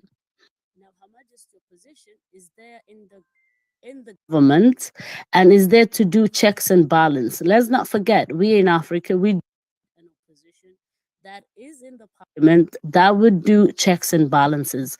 But we can go into that on another day, another space, and another discussion. So let me give the, I don't know who was first. I think Lily and It was Denford. It was Denford, and then after Denford, we'll have. Oh, I never remember the queue, but we have Briskoff, and then Wanda, and then Victor, and then Consultant. Sorry, Gashia, I'm gonna make you last because you're always good. I'm not saying democracy is not in question, but losers needs to accept the winner and ask the people in order for them to move forward to say this is the president that's being elected by the majority, because that's what democracy is. Otherwise, I'm not dismissing the people who voted for him. Don't get me wrong. But I think this is where it goes wrong in Africa, and I'm tired of it. In terms of people who think they've garnered 7 million votes, You can never garner 100 million votes, even in America, or even 100% votes, because that wouldn't be democratic. So this is why, if you're going for a democracy, you need to be careful about how you portray, how you educate people about the realms of democracy. Denford, you can go ahead, darling. Thank you very much, Miss Ramay. Thank you as well to the host, Ellie and Hannah. We appreciate for the topic that you have brought about, especially today when the people of Kenya have to be appreciated, and we congratulate the populace of Kenya for what has just happened today. We also appreciate the way that the judiciary of Kenya have handled the litigation that had been brought about by Raila Odinga.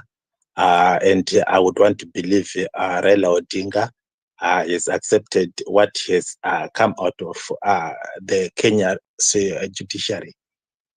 But one thing that I would want to highlight is to say we need to appreciate and to acknowledge the conduct in which the Kenyan election were conducted.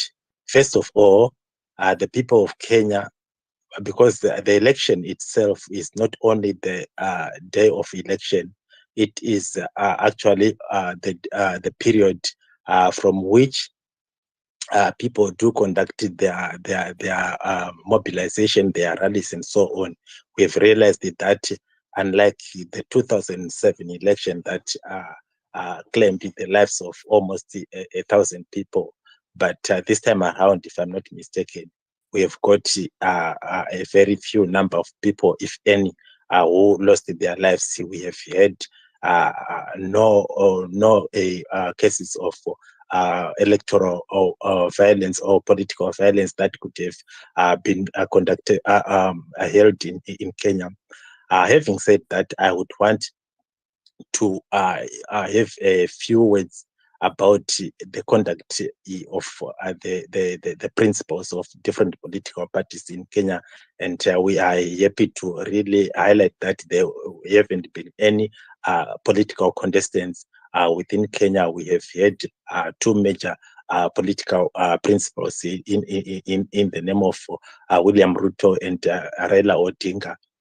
But as you would want to highlight that prior to the election, we have had cases of vice president's debates and presidential debates, wherein we have realized that towards the election date, Raila Odinga was supposed to have had the debate with the now president-elect William Ruto, and he boycotted the debate. Why am I talking about this boycott? One thing that Africans have to learn, especially the opposition, is to say we don't have to always have a complaint against either the incumbent or the person that maybe the president or the person that is in charge at a particular time. In this case, we are talking about Raila Odinga as having been the vice president. There was a chance for Raila Odinga to have highlighted either his manifesto or what he would have given the people of Kenya. But because he just had to say William Ruto is associated with corruption, so he was not going to be sharing a stage with William Ruto, and then he was not going to be taking part into the debate. That was an on-go to Raila Odinga as an opposition figure. So I'm saying to the opposition in Africa, they need to learn a lesson that it is not through boycotts, it is not through complaining that can make you win election, but you need to get into the battlefield so that the electorate will see what you are to offer for them. So this could be one of the problems that Raila Odinga would have actually made himself a disservice. At the same time, we would also want to acknowledge so much of what Raila Odinga brought about into Kenya's democracy. We cannot really say Raila Odinga hasn't done so much. So I would want to highlight that some of the things that would have happened at the end of the day.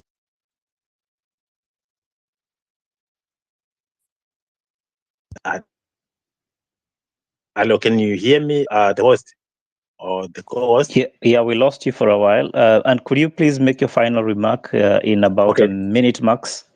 Okay, thank you very much. So ultimately, I would want to say, at the end of the day, we would want to acknowledge what has just happened in Kenya, that it is something that we would appreciate across the African continent, and it is a lesson.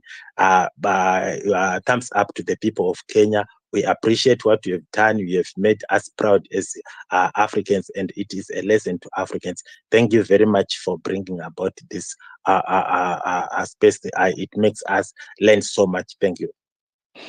Before I let you go, sir, and if you may allow me to engage you for a minute, I would want to ask you this. I've read this somewhere. I will only rest when the young man gets into the State House.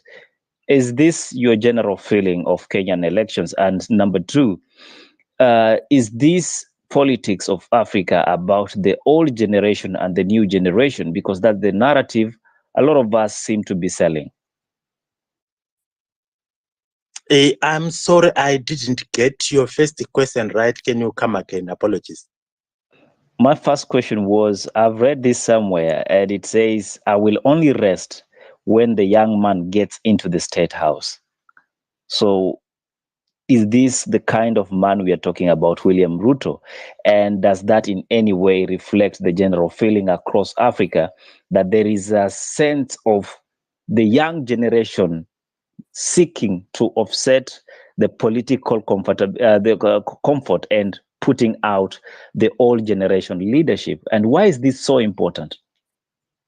Thank you very much. Thank you very much.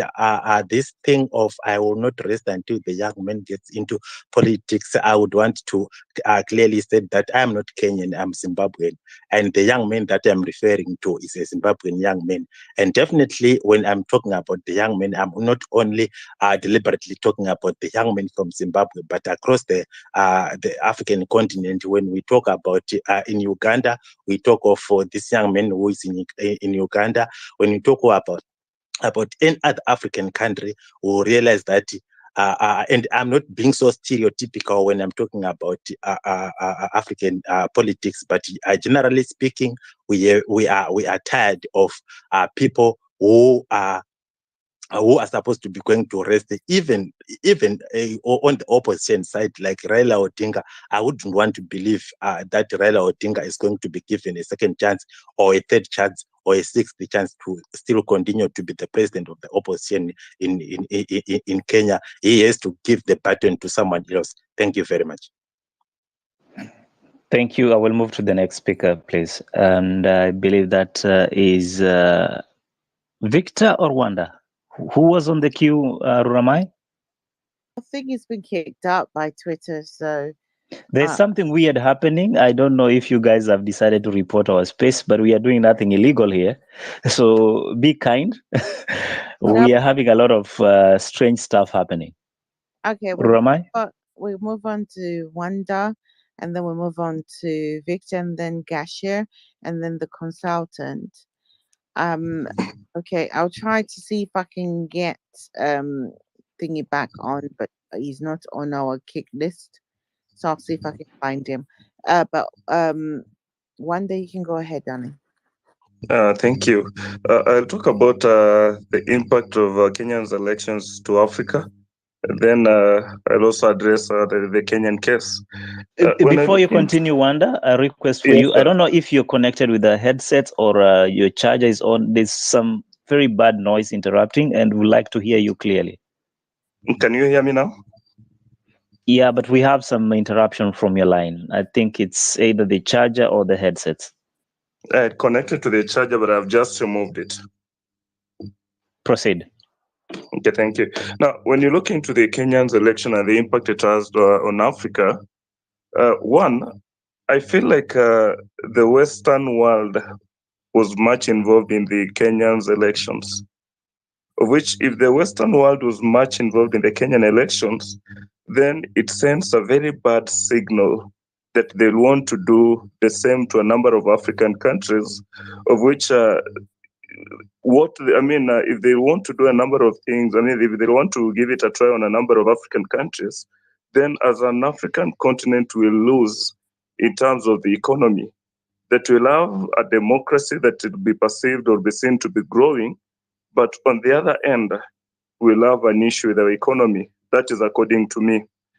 When I get back to the Kenyan election, the Kenyan going forward, Ruto's government faces one challenge. Although I now pray that we have a very nice transition, we have a nice government, because at the end of the day, if the government fails, then as an individual, I'll feel the pinch. As an individual, I'll always struggle. This is where I feel is likely going to face a bit of challenges. One, Raila is an aged man right now. Believe me, no, he might choose of two things. One, I remain quiet and don't interfere with what they do. I go and retire peacefully, have time with my family. Or two, let me guide and give guidance to the as a new elected person, so that probably they'll, in one or the other, spearhead what I ever thought for this country. If we choose to remain quiet, then as a country we lose, because I don't see any person that will be too strong enough to face the government and oppose it. Number two, when I look at Raila as a person, I don't know why Ramai is having a personal issue with him, because when you look at this gentleman as a person, then you try and assess the Kenyan history, then you try and assess East African history. The only reason Kenyan democracy is a bit at an upper hand as compared to our neighbors is because of the courage of this guy to stand strong and face the government. It's not a case of, I don't know, getting into the government on the backroom door. Not really. That you assess the history of this guy, the courage alone to face the government, the courage alone to go into the detention and all these things. Remember, this is a rich man. This is a man that has nothing to lose. In fact, he loses it that he's losing his precious time to stay with his family. And therefore, as Kenyans, I feel sorry to ourselves that if this guy decides and say, okay, let it go, let me go home and have time with my family, then we lose the opposition. We lose democracy. We lose this person that will be able to face the government and tell it, no, the direction that you have taken is not right. Number two, I'm seeing a scenario, I'm seeing a case where Ruto's government will either have a very dormant opposition, and look at the persons that are surrounding him. At times it goes beyond this person as a president, but now it goes to a case of who are these persons that are helping the president to deliver. Therefore, if you look at the persons that are surrounding Ruto as a person, if they'll not be put to check, then we'll have a very funny country. We'll have a country where someone will stand out, say what they want to say or do what they want to do, then they go home. Therefore, I'm having a problem in a case that by the fact that only we didn't have any person standing or getting outside to riot, to me, it's even another problem that I wish to hear 1 to 3 people getting outside to feel like, oh no, these things have not been okay. Then I feel like they're still ready to fight. They're still ready to give it a second trial or a second chance. But by the fact that nobody is interested, nobody is ready to go out and probably feel like, okay, things never went well. Okay, let's fight again so that next time we give it another stab. By the fact only that nobody is interested in this, nobody is going outside there to question what has happened, then it becomes a problem, because it's a case of we have tried it, we are giving it our best, Now it's done and dusted. Let them do what they want to do. Let other persons also give it a try. It's not. It's not our time, or it was not meant for us. Therefore, as a country, I feel like we are walking on a very tight rope. As an African continent, let us pray so hard that the Western world was not involved. The reason I say this, when Americans gives travel advisory to Kisumu or on Kisumu, even before pronunciation of the results, then I feel like, is it a case that they knew something before us? Then when the court proceeding starts, then they do the same and issue travel advisory against persons going to Kisumu. Then I still ask myself, do these guys know something that we don't know? And if my worries or my fears will be, yes, they know something we don't know, then as Africa, we lose in terms of economy. That will get leaders that are leaders because they are blessed by the whites. And if the whites bless the idea, then it means they have an interest. They have an interest on Africa, that Congolese will keep fighting every day. That will always have the cases of Al-Shabaab's fighting. That will always have the South Sudanese guys not at peace. The reason is they want the riches of Africa. Therefore, I pray so hard that my thinking is not what is on the ground. Thank you. Wow, Wanda, you just made me lose my breath on that line of thought. I will hold my questions for now. Let's go to the next speaker. Yeah, but I just want to say, Wanda, you see, the issue with me and Odinga is not really personal. It's in terms of formation. You don't need to be, there's a point where you need to have, what's it called, wisdom. For 25 years, if you look at it in terms of his historical needs and stuff, of where you say he's been questioning the government in terms of direction, did he have the mandate to do what he was doing, or was he doing it because in terms of the votes that he turned, in terms of making the whole country ungovernable? So when you look at that, and then you look at in terms of how that has led certain countries like my country, because when you had someone saying people in Zimbabwe do not respect Zimbabwe, this is the book that has come out. We need to respect what is democracy. As long as you think it's him who has managed to change democracy, and then you're looking at it from a different parable, right? Or from a different parallel. Because by the end of the day, he hasn't. He's basically managed to store democracy in order to suit his own purpose. And that's not what democracy is about at all. Raila Odinga is a good case for historians and Africans, in order for people to understand democracy does not come in terms of blood. It does not come in terms of the amount of votes you manage to garner. Otherwise, you will never accept defeat. And defeat does not come that you've lost in terms of you've got more than 100,000 votes. It comes from you, the respect of your constitution. I mean, look at us now. We've been sitting down for how many weeks listening to the court case and going round in circles. We all knew who the winner was. But we have to go through this charade that costs confidence, that cost a president in waiting in order to garner a new government that's been spoken in a bubble, because we have to deal with Odinga first before we celebrate our winning. That's not fair. That's not a person who's democratic at all. Ramai, just a minute. For instance, Yeah. how do we celebrate Abraham Lincoln's and say he gave it, I don't know, 8 or 9 attempts before clinching the power? Number two, I don't care about what happened in America. What I care about is when people in Africa, how many people died in Kenya the first time? The same person who you're calling a president, a person who was changed, in order for him to just to go to court and be given a GNU, which every person in the world thinks is ghastly. And then my question, you go there. Yeah. Then Ramai, I'm just about Wanda.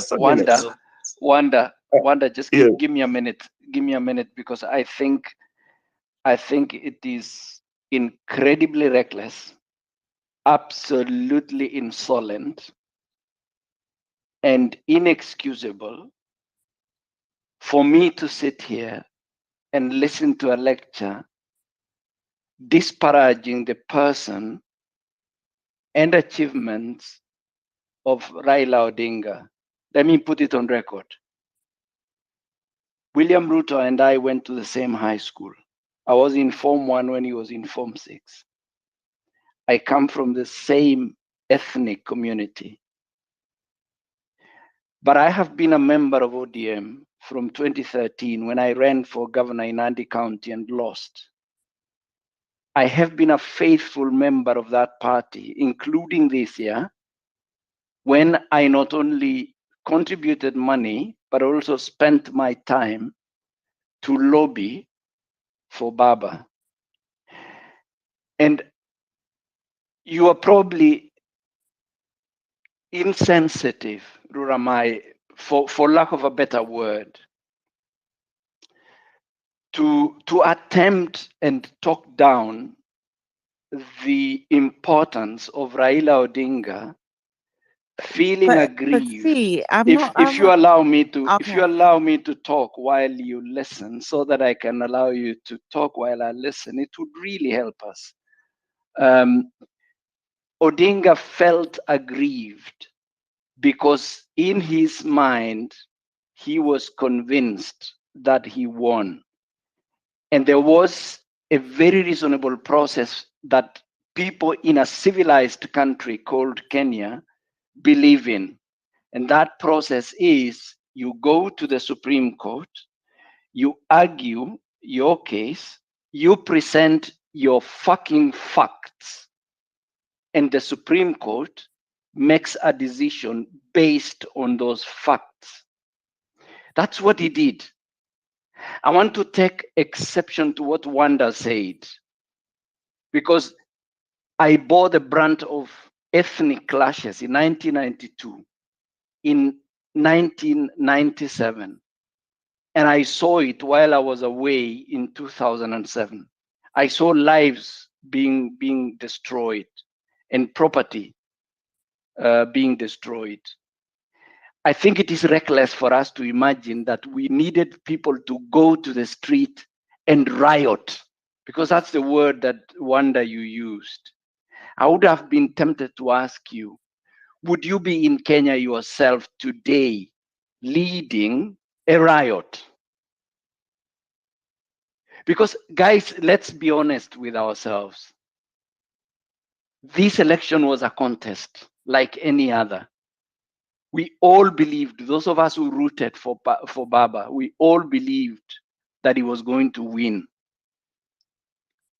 Today's ruling has basically gone against our wish.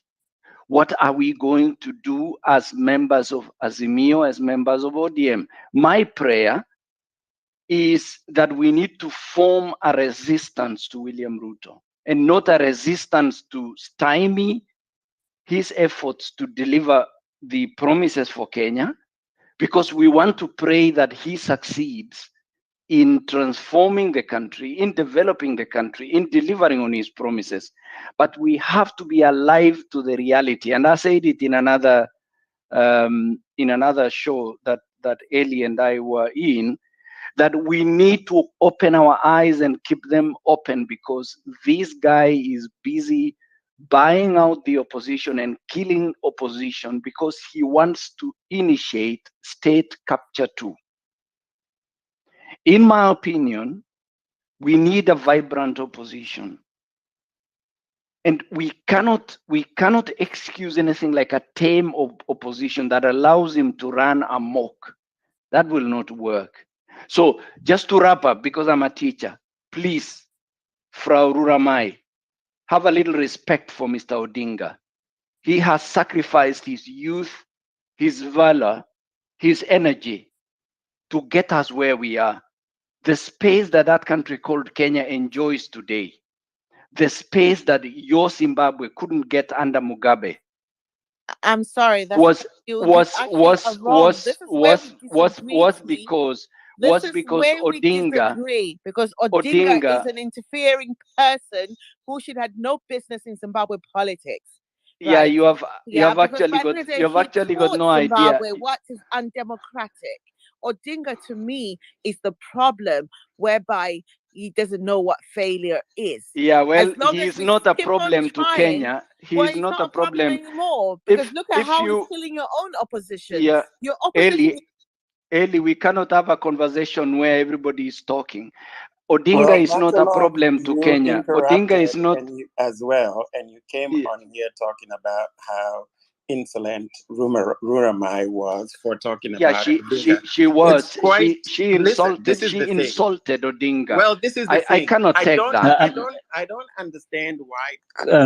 Guys, I understand the fires are getting high, but I would love for us to have this discussion and allow everybody to place their argument. That way we'll have a constructive conversation. I therefore request we allow Matalon to finish his submission and thereafter continue with this conversation. Kindly, let's keep it civic as we've been. You guys have been doing so well so far.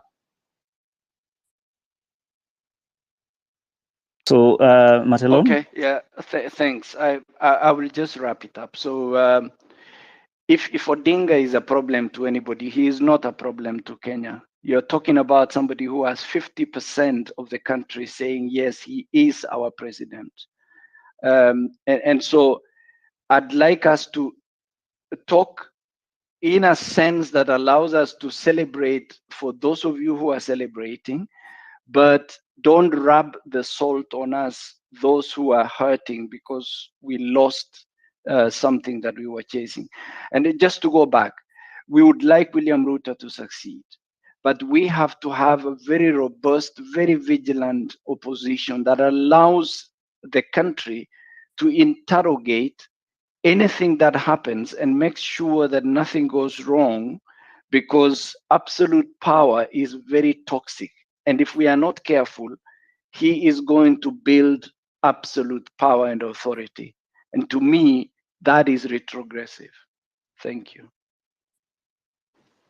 Thank you so much, Thank Professor. you so much, Serone. Eli, I don't know if you can give me a chance to say a few words and then Before you do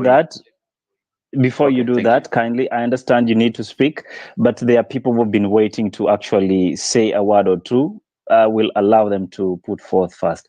We'll start with you, Victor B, and then followed by Karanja and Garcia, and finally Tabib. Thank you, Eddie, and the other hosts and speakers and Kenyans listening across the globe and my fellow Africans. So first of all, I just want to either add some few comments about the Odinga factor, because I think there is a misunderstanding about the persona and the contribution of Raila Odinga. There's no question. Raila Odinga has been a statesman. He has been a fighter. He's been amongst the Kenyans who fought for multi-party democracy, amongst the likes of Masinde Muliro, Orengo, Matiba, Rubia, Shikuku, Anyona, the list goes on. And I think with that, we really appreciate his efforts as Kenyans. But then, if you go back, if I just talk about what some speakers have alluded to, in the 90s, Ruto and Raila belonged to the same new canon. And in a way, we cannot separate the two because all their politics is almost similar. They were in the same party at some point. And, you know, with politics, I think it gets to a point that the ideologies are separate and you find the political elites deviating from each other. So we should appreciate that. But then my thinking is, what are the party ideologies? What are the spirits of politics and democracy that one stands for? And in a way, what are your critiques to the regimes of the day in case they go against the constitution of the country? So looking into that, then you can, as much as you appreciate previously, we should not fail to critique in case these political elites goes against, the constitution based on our ideologies that we uphold. And in that case, we cannot be in sync, all of us. So there are those with different divergent views. We should be able to accept that and understand that this is a free will of expression and democratic rights. So in that case, I tend to think, we need to sit back and try and look at it objectively. On the Ruto factor, I listened to his speech this morning, and he mentioned that he's going to uphold a strong opposition. But then he mentioned that he cannot prevent those people who want to join his coalition. I don't know how true the statement is, but he mentioned that some of those political elites were forced into the other coalition because of government machinery and interference. So in any case, if you do not join a particular forum, you are forced into that. But then the machine and the forces that forced you out is out of the equation. You are bound to go back to where you feel your heart belongs to. So we really don't need to castigate the political elites if they try to move across based on the history. And, I just have that open-mindedness that most likely, hypothetically, maybe they were forced, maybe not, I don't know. But then what he mentioned is that we need a strong opposition. And I agree with my fellow speakers that yes, with a strong opposition, as I mentioned, we need it in our governance because it will enable us to hold the government accountable.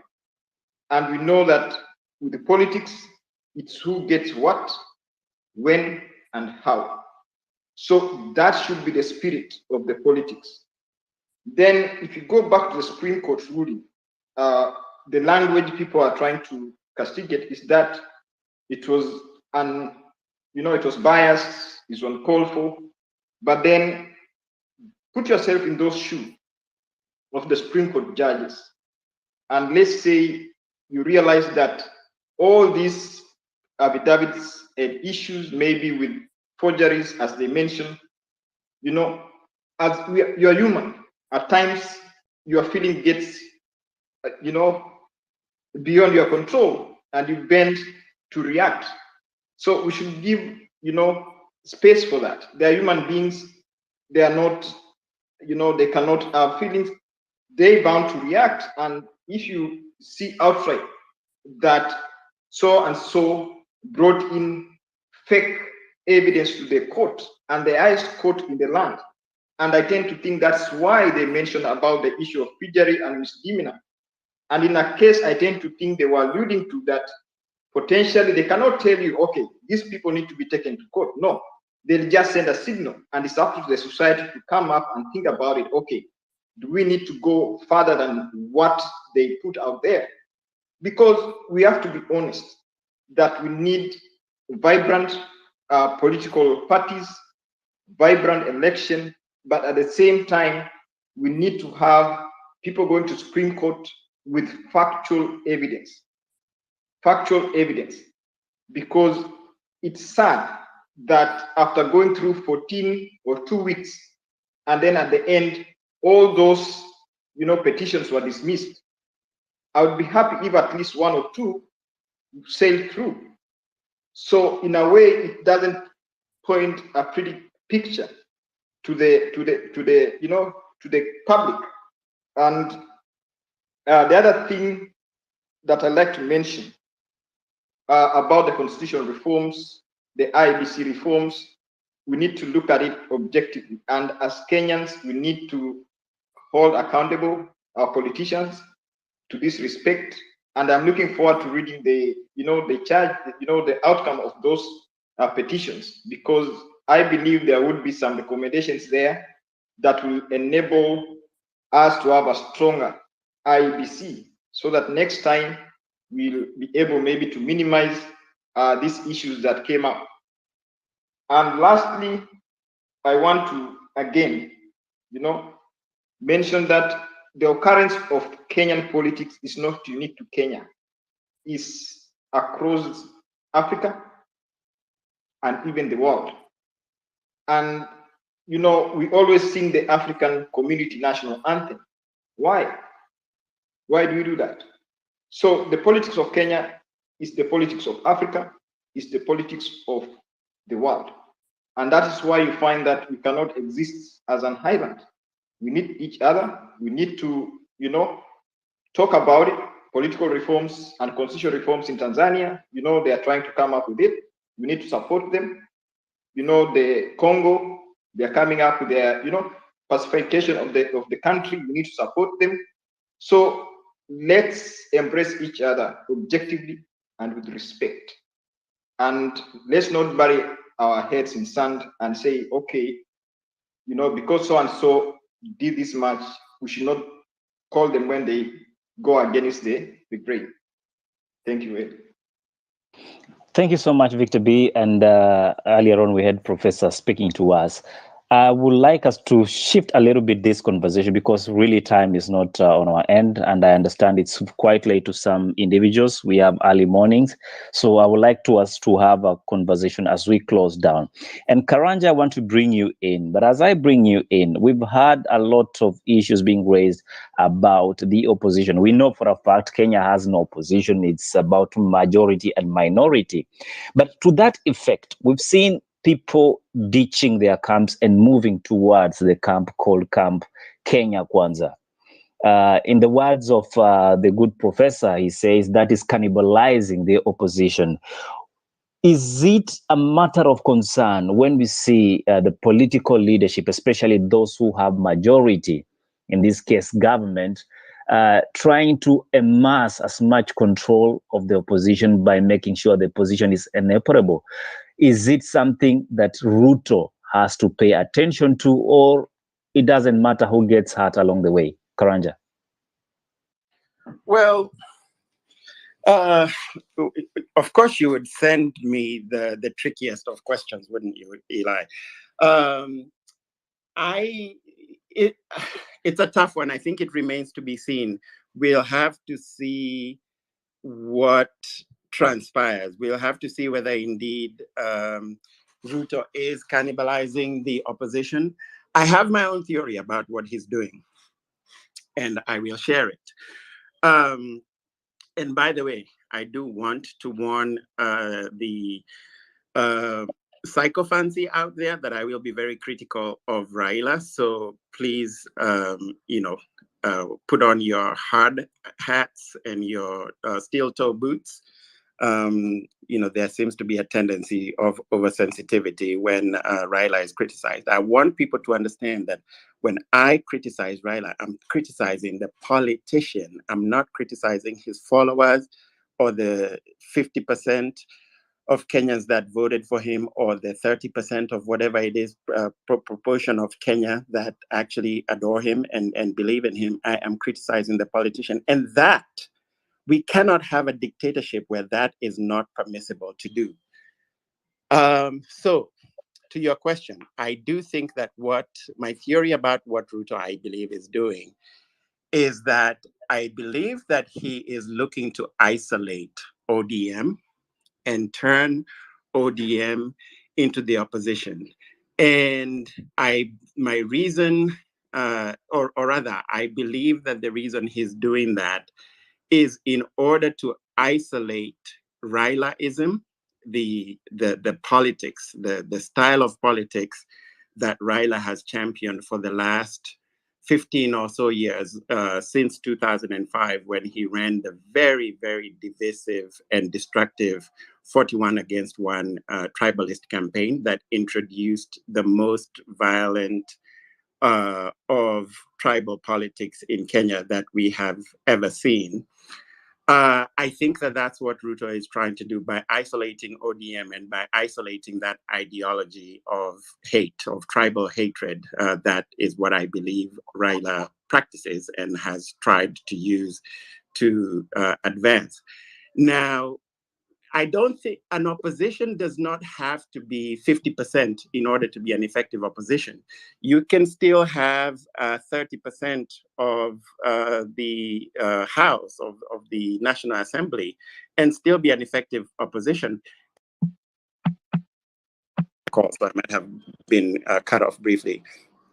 If it is an opposition, especially if it is an opposition that is based on principle rather than one based on the very negative, acrimonious political style that is Raila and Railaism. So, I do think that that's what he's trying to do. And if that's what he's trying to do, I support it, because I do think that Railaism is a cancer that needs to be destroyed in Kenya once and for all. Railaism is something that cost me personally, my family. We lost my cousin in the 2007 clashes. It was as a direct result of the 41 against 1, very negative, very acrimonious tribal hatred that Raila preached, because he believed that the only way he, as a Luo, could be elected into office was by isolating Kikuyus. He had not banked on, I guess, I don't know what he had not banked on, but he assumed that he could isolate Kikuyus, and, he didn't care what method he used. And so he used tribal hatred. And that 41 against 1 campaign has actually continued right up to 2022. And the epithets have changed in character and the name, but the message has been consistent. It changed from 41 against 1 to Mount Kenya Mafia to Githeri people to Odhamaki people. And all of those are Railaist, tribalist hatred as weaponized for a campaign. This type of... Just a second, Karanja. Just a second. Sorry to interfere with your presentation. You mentioned very much about the 2007 events, and my condolences again to your family and the lost souls. But the people that were implicated directly in this, we remember the Ocampo 6. Your current president and your current president-elect was on that list. I didn't see Raila's name on that list. So, why then would you say he is responsible for that? Well, let me ask you, am I stating facts when I say that he ran a campaign called 41 against 1? That's my first question. Is that factual, or am I making that up? Proceed. So I take it to mean that you're saying that it is factual, because it is. He did run that campaign. And so this is what happens. The person who starts the narrative is responsible for the actions. We don't know. Nobody knows who Hitler's deputies were. People just know Hitler. Why? Hitler was not going out there gassing Jews. Hitler was responsible for the narrative. So the narrative is very powerful, and that is what Railaism is. Ruto was on the same side as Raila in 2007, and yes, Ruto was a foot soldier. But you know what happened? Ruto used the traditional Council of Elders system to actually come and approach the Kikuyu Council of Elders. And they came together and performed a traditional ritual of amends and reconciliation, and a promise that there would never, ever be a repeat of such division and hatred as a result of politics or anything else. This was something that the Council of Elders also extended to Raila. He refused to participate in it. By the way, the Council of Elders of the Luo people do not interact with Raila, because he looks down upon them, and he has refused to interact with them as well. So this is the reason that the Kikuyu nation forgave Deputy President Ruto for his participation in that very destructive. By the way, in my family, we lost not just humans, which of course is tragic, but also a lot of property, thousands and thousands of acres of land during those clashes between a number of my family members. But back to the present, that negative ethnicity having been what Raila believes is the only way to accede to power, is also something that he has exported to Zimbabwe, and that is what is adopted by CCC party. That is what is adopted by Bobby Wine in Uganda. So it is negative, not just in Kenya, but across the continent. And it is being copied, by the way, because also Raila has been the choice of the CIA. And the CIA's expertise is in dividing nations so that they can continue to reap and rape. So when I would like to quell Wanda's fears that Ruto was supported by the West. In fact, they do not support him. They refused to even refer to him as the president-elect. They came and gave Raila a huge platform and stature by visiting Kenya 2 days after the announcement of Ruto. A congressional delegation led by a senator showed up in Kenya. Why? To give Raila a statesman's stature such that he could have the legitimacy to go to the Supreme Court and hopefully get his way in what might have been a corrupt Supreme Court, similar to the corrupt 2017 Maraga Supreme Court that ruled in favor of Raila, despite the 2017 case was no less frivolous than the 2022 case. The IEBC posted results and transmitted results directly from polling stations to the National Tallying Center. The only difference in 2017 was that they transmitted numbers. I see your hand up, right, Eli, so I'm going to wind down. They transmitted numbers rather than the actual photographs of the forms. But the numbers, they tallied with every single Form 34A, even in 2017. There was no case. However, Maraga was an incompetent justice, as is Justice Mwilu. When you look at their backgrounds, both of them were in departments like family court, environment, farming, land disputes. That's what they dealt with before coming to the Supreme Court. They were not justices of the stature to be brought to the Supreme Court. They were brought to the Supreme Court because when Raila was prime minister after being rewarded for his bad behavior in 2007, he spent all his time padding the Law Society of Kenya and the judiciary with his loyalists, so that, including Mutunga, by the way, and in constitutional institutions, including Chebukati, by the way, who was an ODM candidate for a member of parliament at one point. But all of these people turned against him when they realized that the truth was not on his side, and he was stunned. The only person that didn't was Maraga. I will finish by saying that, yes, we do need to crush Railaism. You've thrown me off, Eli, with your hand, so I'm just going to stop right there. Thank you so much, Karanja, for noticing my hand up. And it's because we are really running out of time. I wanted to end this thing at about midnight. Midnight. I believe that is in Nairobi, Kenya's time. However, I see a lot of speakers keep requesting, but the only speakers that are on platform are the ones that I will now allow them to submit, and then we will have a close down. But as we do that, I will give first priority to the new speakers that are there so that they can be able to make their submissions. And if you may be kind with us, kindly make it 3 minutes with your submission. But I will lead the questions in this section.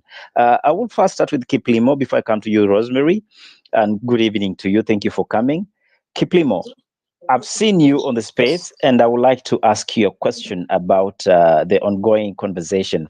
We've heard, if you were paying attention to today's, media briefings and all that, we saw the deputy president, who is now president-elect, address the nation.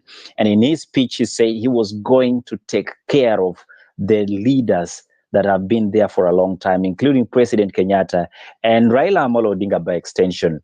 What exactly was he trying to communicate? Is he saying to them that you've done your part and I need to move forward with the fresh blood? Or was he dismissing of their contribution in a nice way?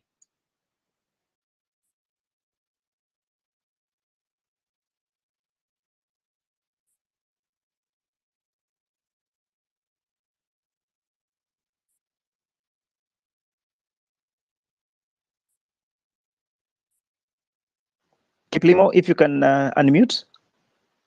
Oh, sorry. Yeah. Thank you, Eli, and for the opportunity. I was saying that I want to agree with Karanja to a very large extent, just a bit on the issue of opposition that Prof just mentioned. Clearly, if you look at it, is that if you don't have, if Ruto, in fact, in his press, he said that actually all those people that he's bringing on board, they were together in the same camp, but they were intimidated into moving into opposition. Into joining the Azimio with Uhuru, because Uhuru was trying to use his, the government machinery to intimidate those people. If you are alleged to be having slight of corruption and what have you, so you'd be told if you're not in Azimio, you will be actually sent to the DCI and the ESCC and all that to intimidate you. So really, if you look at it, Azimio is house of cards, and it was bound to collapse. And it might still collapse more because the people who are inside there were not there out of their will, but rather through intimidation. So that aside, let me go to the question you have just asked about the reassurance that is given to the outgoing regime, that is Uhuru particularly. And actually, we have been very keen about Ruto's reassurance. Remember, there is an establishment in Kenya. This establishment emanates from the people who took power in 1963 during when we got independence. Some of these people have amassed a lot of wealth, and they have formed an higher table where a son of a nobody is not allowed to really sit on that table. If you notice, there's a time when we've been told always want to do what we call lifestyle audit. When the media listed all the assets, properties that Ruto owned, and actually during the replies, Ruto said that you guys, okay, you have helped the government to do telling the media that you've helped them to do the audit, lifestyle audit, but you forgot that particular parcel does not belong to me, but that one it's okay. Then he said, okay, you also forgot to mention that I also have shares in Safaricom. What he was trying to do, and he has been reassuring even Uhuru that I will not touch your assets and your wealth. You notice that in 2017, after Raila lost, could not even accept to contest after the nullification of the elections. He did not accept to participate in the rerun. There was actually what we call the boycott, the so-called economic sabotage. And it was targeted at the Uhuru and the Kenyatta empire to try and bring it down. They boycotted the products manufactured through the companies related to the Kenyatta family. And this was actually coming to bring down that family. Similarly to even Safaricom. Safaricom was losing a lot of assets, a lot of revenue every day because the entire of the Nyanza, Western, Lower Eastern, and the coast were boycotting any products that Raila had actually demanded that the followers boycott. So what was the impact? The Kenyatta empire was actually being destroyed slowly. And that's what actually prompted Kenyatta to go for the handshake and abandon Ruto. So all in all, I wanted to just say is that overall, Uhuru, the deputy president or the president-elect now is actually trying to reassure them, I will not be vindictive. I'll not come and after you or try to go after your assets or your wealth and what have you. You will go and be happy and just concentrate in your retirement. So in other words, he wants actually to be able to be given that chance from the establishment to forge his own new regime. I mean, to be able to establish himself and to be able to run his own government without any interference or even sending any fear to the establishment, which has, by the way, the power of resources. It controls most of the sectors. If you look at the Kenyatta Empire, they control now the banking sector, the finance industry. If you look at it, they control the transport industry, the agriculture sector, and almost virtually every industry you'll not miss to find the Kenyatta Empire in it. So that means he's actually trying to reassure them. Remember, there was that fear when actually he promised that he was going to go after the so-called what do you call the state capture. State capture. And he's been very clear about that we must investigate, but probably he might want us to say that we will not allow the state capture to actually continue, or in other words, but trying to still reassure them that I'm not going to come after you, but still he has to keep the promise of stopping the state capture. And actually we've been told, other than the other 10% corruption we talk about, the bigger part of the corruption, not only in Kenya but in the entire Africa, is actually the state capture, where those in power will actually even formulate the laws and legislations and regulations to advance their interest in different business sectors. That's my contribution. Thank you. Thank you, Kiplimo. But before I release you, I have a question for you. You've mentioned state capture and the idea of how the Kenyatta family seem to be having a lot of interest in Kenya. We all know that it's not news, and if it's news, it's only news to the blind, probably.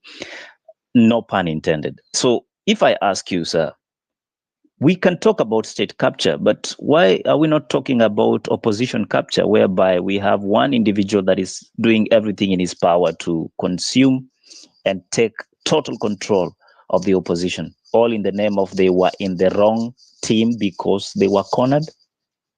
You're going back to that issue of the prof. Actually, I want to tell you this.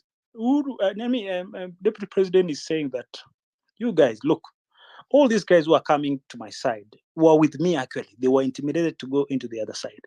But I want to look at also the inherent tendency of how Raila has even been actually creating power. If you go to Nyanza, the other day we had a party, I don't know what was the name of that party, that actually came into Kenya Kwanza. The only region that has never had that democratic space being cultivated is in Nyanza, because he actually intimidated everybody. Remember, even at some point, Governor Nyong'o were not in the same party with Raila. Same thing with the current governor for Siaya, Orengo. But at some point, he intimidated these people. And actually, I like what Karaja mentioned. I was there in 07. I was then a student leader at the university. Raila is the one who even created Ruto, for your information. It was at the sports club in Eldoret when he actually brought Ruto to contest with him. But in other words, actually, he was trying to consolidate, and he chased out Kalonzo was making a lot of inroads in Rift Valley then, and he would have become one of the key people that we could support in 07. But because Raila realized that he needed to actually create to balkanize or sort of make sure that each community had its own space in his government. So he came up with the idea of the 41, 42 against 1 or something like that. It was him who created this. He's being destroyed by the same thing he created. The monster he created of 41 against 2 is destroying Raila today. And for your information, that is actually where we started having problems in Kenya. When Moi was there, he never allowed that kind of politics. But Kibaki was not keen on those kind of politics, and that's why Raila took advantage and actually created that kind of a mess. So, being a Democrat, Kibaki did not interfere so much with the ideology that Raila was advancing. But Raila advanced it, and actually it has come to haunt him, and it's destroying him every day. Look at ODM. If you look at the seats that ODM now got this time round, you cannot compare the ODM of today and the ODM of 07. It's completely becoming a shell of itself very soon. And actually, you might expect that will be the opposition, the only opposition you will have, because the rest of the people may be tired about these politics and they'll be moving back to work with Ruto. Thank you so much, Kiplimo, for your submissions. I want to bring in Rosemary. Rosemary, thank you so much for making time. I know you've been seated waiting to talk to us. My question to you, ma'am, is we have had a very interesting political period of campaigns, and people have done what they can do to make sure they become the possibly president-elect or opposition, or we call them minority. Are we still, as a continent, still making our politics based on individuals, or is it politics of ideologies and visionary kind of leadership? Rosemary.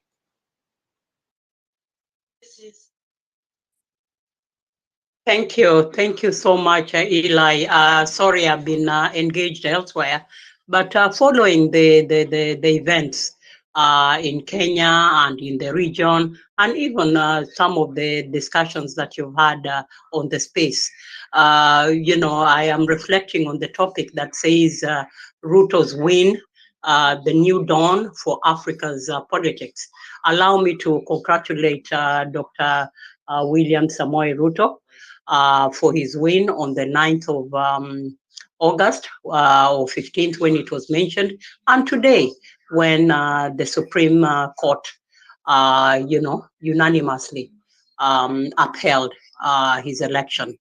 At the end of the day, he is the president.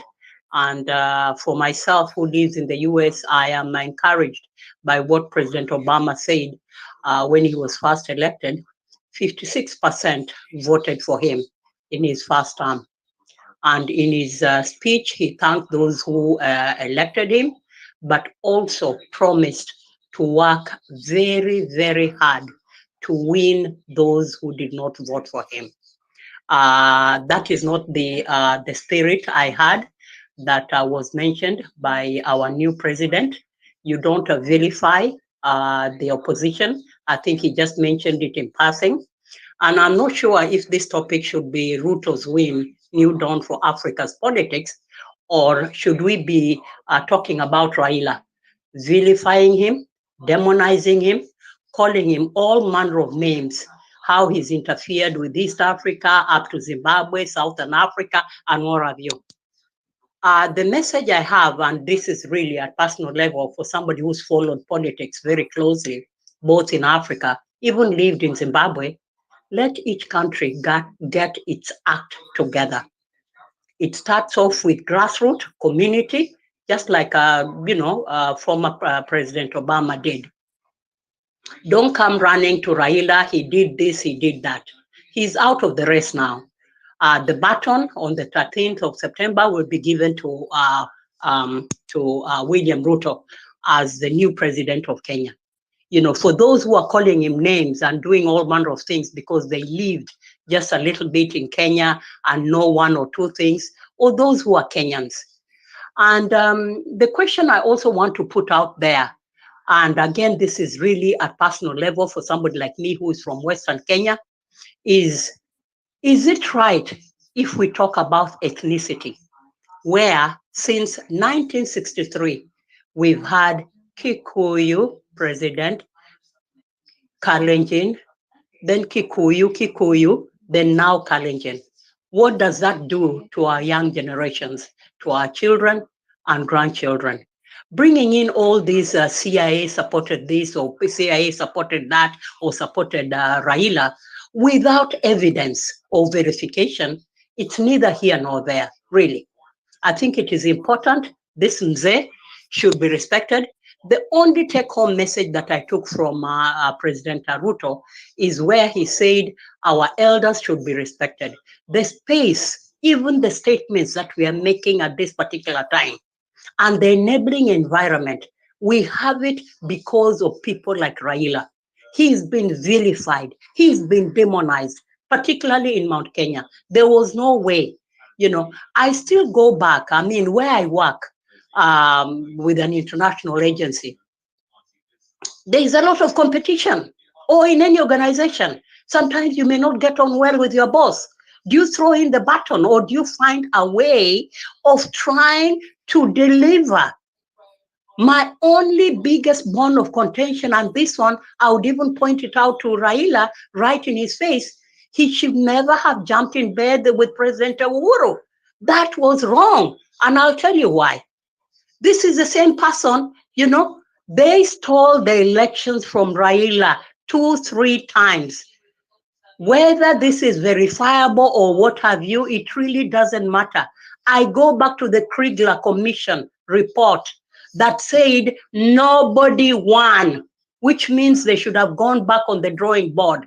But here we are spending more time vilifying this mzee, demonizing this mzee, and cherry picking instead of looking on some of the things that we can do as he moves into retirement. We need a strong opposition. Otherwise, we will have an emperor. I worked in CAR because I speak French, Central African Republic.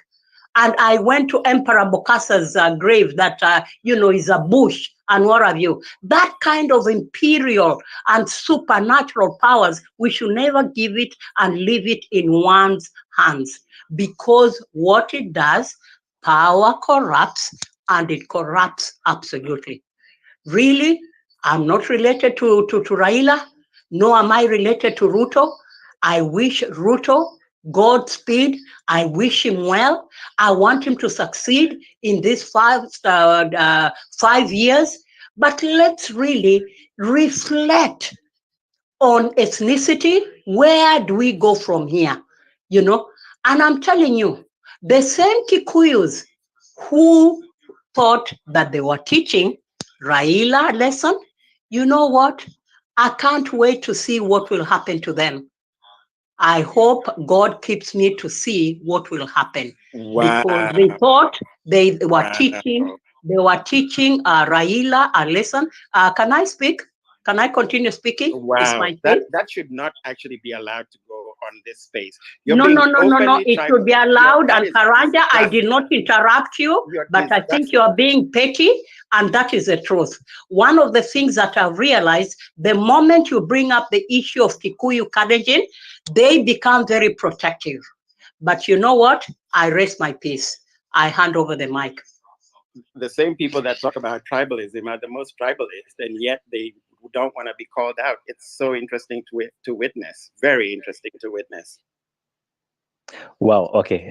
Karanja, take a chill pill. I know you are very, very audible when issues are raised. Kindly take a chill pill.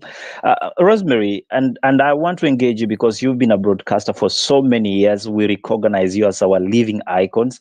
I would like to ask you my question that I asked earlier. Is it time we separated politics from individuals, or continued with the same narrative that has made us prisoners to some individuals that we believe are the only ones that can probably take country from point A to B? Number two, do we really have leaders that are willing to work to deliver promises to their nations other than their self-interest? I hope Karanja will not interrupt me for answering this, but also no, he will. He has listened to me. He's a nice guy. He has listened. No, but let me point out some of the things that Raila did wrong. And this means even if I'm in his team, I will tell him in his face. Because if you don't tell the king that he's naked, then he'll walk around thinking that he is fashionable. Number one, he surrounded himself with people who are not honest. Part of the secretariat. They were there to just get whatever they would get out of him. And the narrative that they pushed about the 6-piece did not help anybody. Particularly where I come from, in Busia, ODM did very well. Not that I would have voted for them. I am of the opinion that we should look for an individual, irrespective of any party, as long as we believe in their manifesto and what they can deliver. That's point number one. By trying to push the 6-piece, I don't know how he was misadvised on that. I also said the second problem was jumping in bed with President Uhuru. He should have let both the Ruto team conclude their 10 years with all the mistakes that they did, SGR, I could list all those things. But, to come back to your question, let's not, give credit and adore and revere an individual. I think we should move away from that.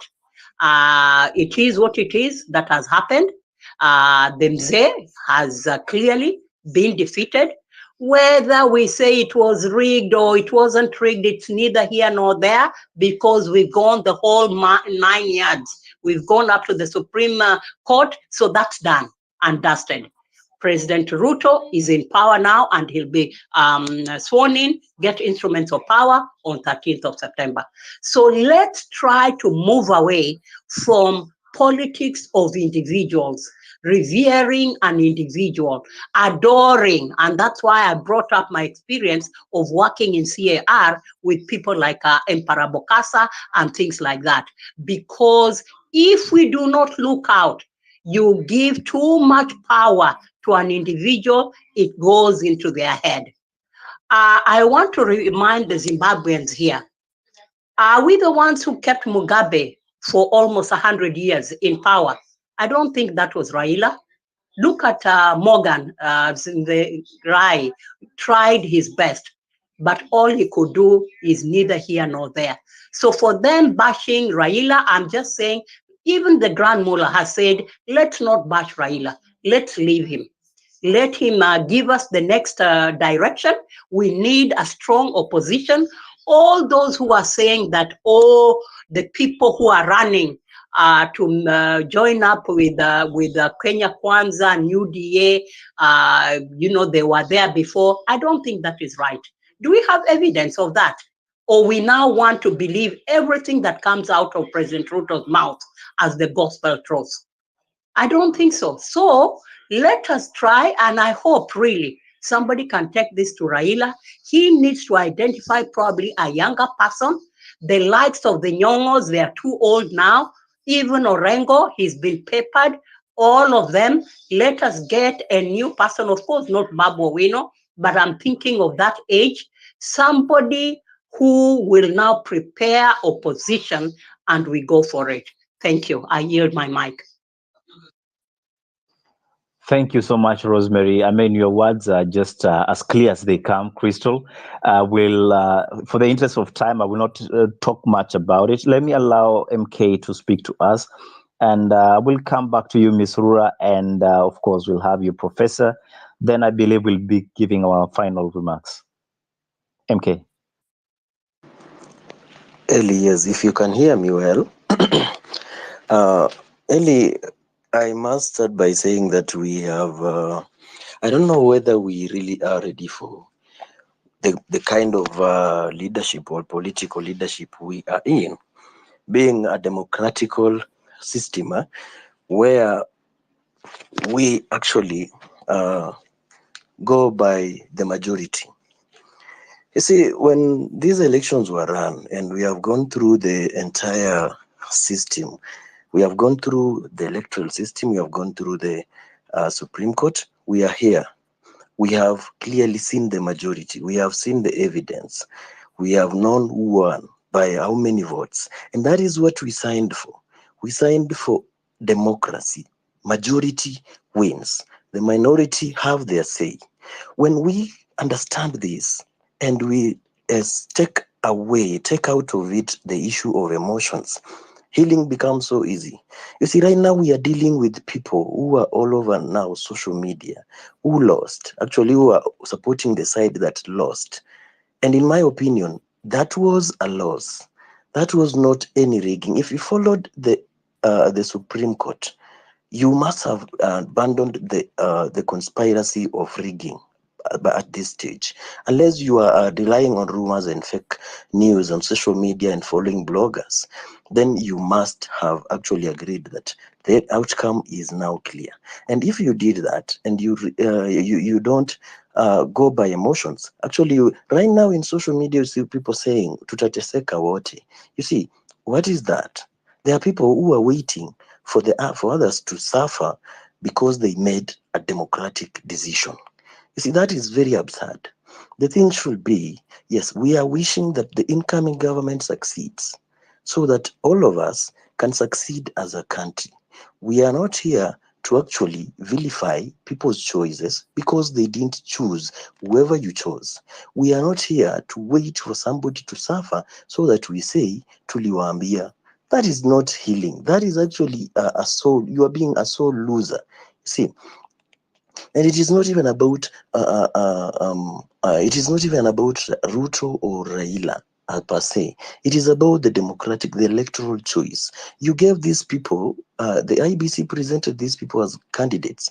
Choose from one of them. Yes, and we chose. If you didn't feel like you needed any of them, you stay home. That is the right thing to do. And Ellie, I just needed maybe one more minute to actually give my opinion, my view on the issue of Ruto trying to woo members to his side. My understanding is my actually own view is different. You see, Ellie, when these elections concluded, we had 159, I think 159 members for Kenya Kwanza. We had about 167. Okay, generally, Azimio had more numbers in parliament than Kenya Kwanza had. And you see, it is not like Ruto. What I think is not like Ruto wants everybody on their side so that they kill maybe ODM or a specific person. If I'm wrong, I'll be wrong, but I'm sure this was the last chance Raila had. Nobody would be there to fight another Raila any other time, maybe because at least they are likely to be on the ballot. I don't think they are. So the tactic is when you go to parliament, when parliament resumes, every other government will need numbers. The next thing you will see when parliament resumes is the first thing is to elect a speaker. I'm telling you, if you don't have the numbers, the opposition will elect a speaker and they will you will not have any other government will not have easy business in that house. Look at what happened when Raila had a high number of MPs in parliament during the Kibaki times. It was very difficult for that government to actually run business in the house. This is what Ruto is trying to cure, and it is actually what you will do. I will do that. I will do that so long as I'm not breaking any law. I will try to get numbers on my side. I will try to pass government business in the house, so long as it is not anything illegal, anything oppressive. It is okay because a government has to run. You will find that house committees will want to elect leaders. You will want numbers. You will, even in the counties, the same thing will happen. Even in the counties will have to elect speakers. You see, all that is revolving around numbers, and to some extent you will find that when these numbers, Ruto is assured of these numbers, he will stop. He may not go for everybody because number one, number two, you see, he has a team. He has a team that are expecting appointments. He is expecting to work with, and so he may not be wooing everybody to their camp. At the end of it all, what will he offer them? Will he abandon his own team to please the newcomers? He may not. So he has a target. He must be having a target. So when it is achieved, that wooing will not be necessary anymore. But whoever wants to come, as he said today, whoever wants to come will come, because these people appear to have been oppressed where they were. They have been given conditions. A 3 months time before you can move after elections from your coalition. What kind of law is that? I stop at that point, Eli. What kind of law is that? And therefore, Ruto is just trying to survive and make sure when he gets into government, he's able to conduct his business. Ramai, what option do you have for us all the way from Zimbabwe vis-a-vis the Kenyan politics? Well, people misunderstand me as usual, but Ramai, if you can get your mic more clearly, we are struggling to hear can you you. hear me? Better now, thank you. Okay. So basically, I've seen certain things being thrown about Zimbabwe and Robert Mugabe. For your information, I was never a Robert Mugabe fan, but I'm a believer in democracy. And in terms of what many people might not really, I think maybe we're all emotional at this moment, but when you kill democracy is when you kill an opposition to the point of it not be able to continue in order to do what it's supposed to do.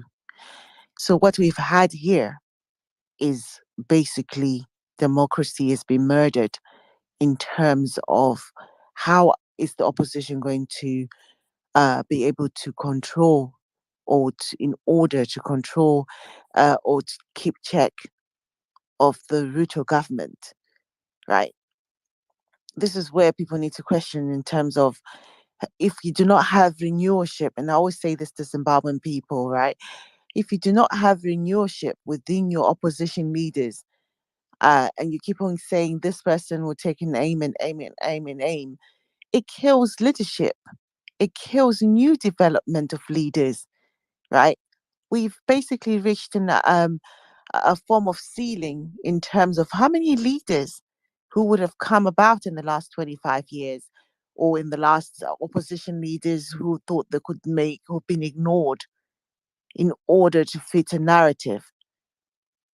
That's what I am arguing for. I'm not arguing for Zimbabwe or Kenya, and I'm arguing for having a good growth within Africa, whereby it's not politics of personalities that are built on, weird stuff. Changirai was not a good leader, and that's been proved after his death, right? At least he was a bit more wisdom to concede the 2013 election. But what we have in our opposition is another weird person who's not fit to be anywhere near a political party in order for it to control it. Sustainability of opposition is questioned when we allow such people without actually questioning their validity in order to continue and in order to rebuild our. If you lose an election, you're supposed to rebuild and come back in 5 years' time a bit stronger. But if you present the same person, the electorate will treat them the same way as they did 5 years ago. Because people, what we have as supporters, I support ED. I did never supported Mugabe. I support him from the objectives of the economy. And many people would think he's failing, but he's not, right? And I think that when you support someone, you shouldn't take it from a personal point of where you think your life, I'll throw him under the bus if it does not suit my objectives. But this is where African people, we fail. We think if a person puts themselves as a martyr and they think that they can lead the opposition, we now think we have to be there for the next 20 or 50 years behind them. This is now where we are now in Kenya, whereby we don't even know how the opposition is going to react to this Ruto person coming in. We're calling more names, but the guy is only doing what he's supposed to be doing in order to have an administration that actually can be sustainable for the next 10 years. Because Ruto is not there for 5 years. He's there to make sure that his mandate is secured for the next 5 years, another, for whatever term, in terms of your constitution. But if you do not understand what we're trying to argue here, you think maybe we're coming from a place of no respect. But we're coming from a place of justification in the sense of, right, we had Robert Mugabe because of what the colonial powers happened to give us in 1980. We were not born, out of democracy. We were born out of more like slavery in our own backyards. And we managed to fight for 16 years for the freedom of our country, but we did not know what democracy was. And as a young country, we're realizing it slowly that we can now have a leader. Edie's got one more term to go for 5 years, and then after that, we can renew our leadership in order to continue.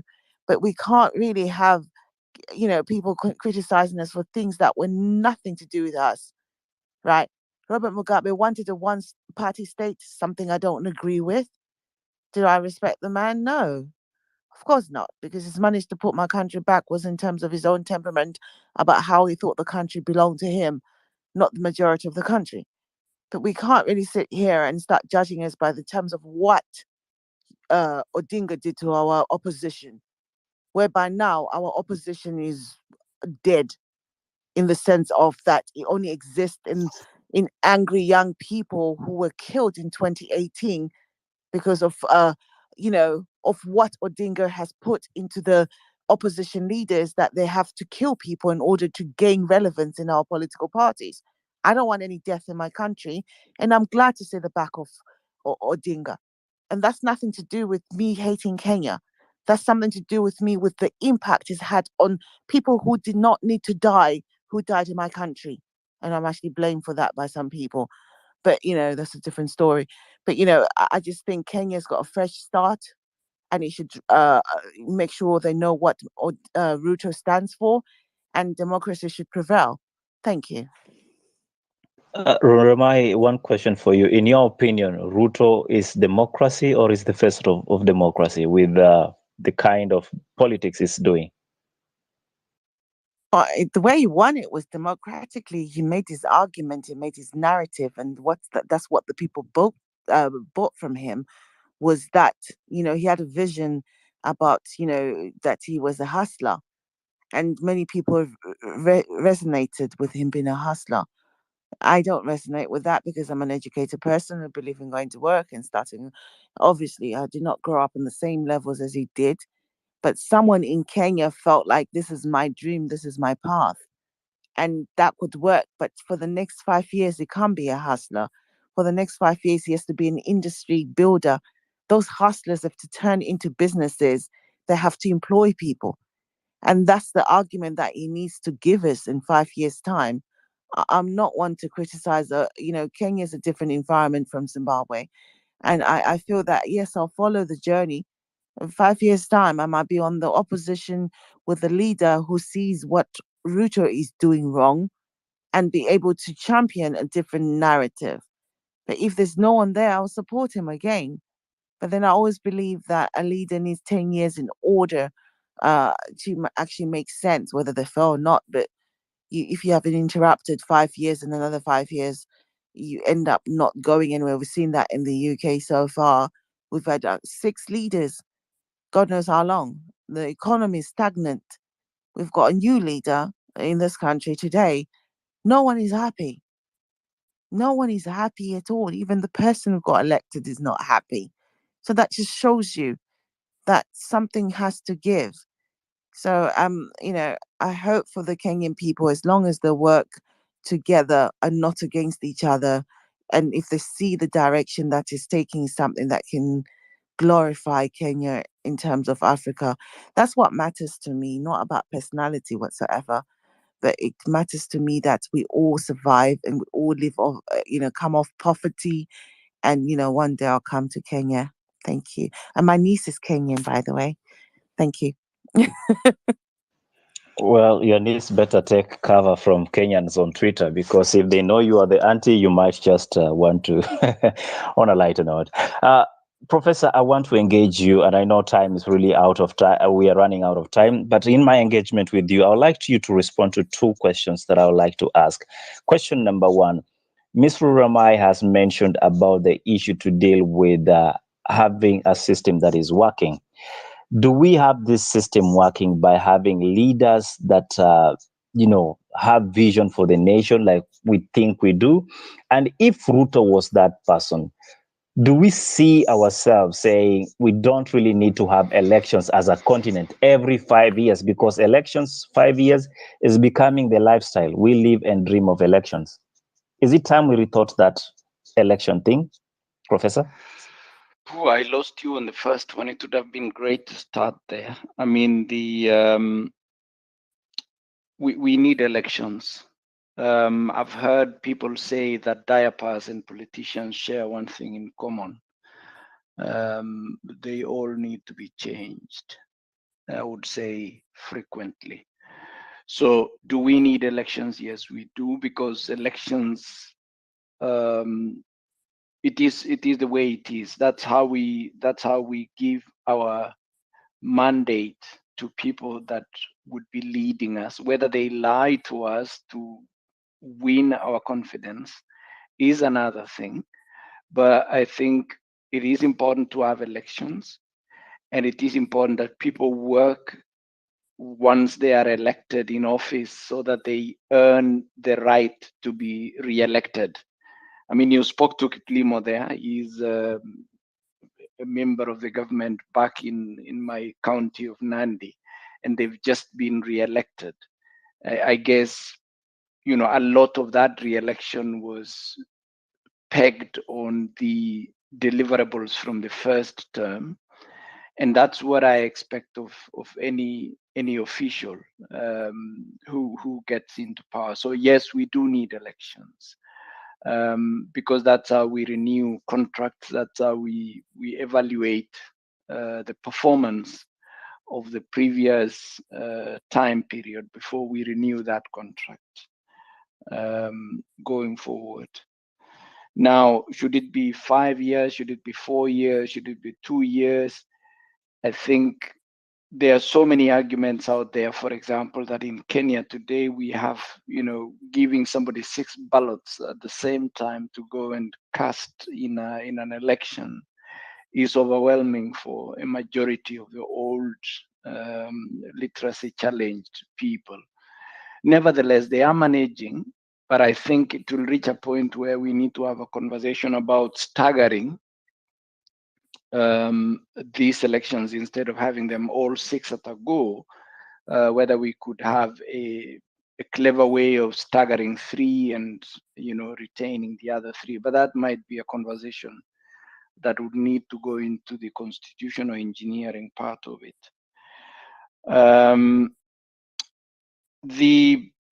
The question one was really good. When you were prosecuting, I was formulating an answer already, but then I lost you in between. Was it about what leaders tell us and we believe in it in order to give them the mandate to elect? What was that? Come again. Yeah, I believe I will rephrase it or paraphrase it in this aspect. Ms. Ruremai talked about having leaders that are functioning so that after 5 years, we are able to look into the record and say, yes, sir, you satisfied our need as a populace and therefore we re-elect you. So my argument Yes. on that, yes, go ahead. You got it? No, your argument on that, go. Yeah, my argument on that is, should we not just have a very well established, way of doing things like that? It doesn't matter who gets to the office, the work gets done, and all we need is their skills and talents to push us to the next achievement, rather than saying we have to take it from where the other person left it and rebuild from their failures. Yeah.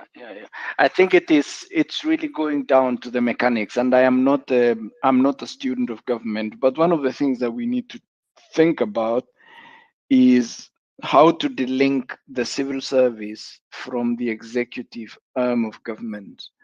Because the danger that we have now, and I think you might have read Lin Jiru's book, or if you didn't, you might have heard snippets of it, that when President Moi, the late President Moi was leaving office in 2002, some of Mr. Kibaki's incoming officials went to him, Njiru, and asked him to vacate the government house.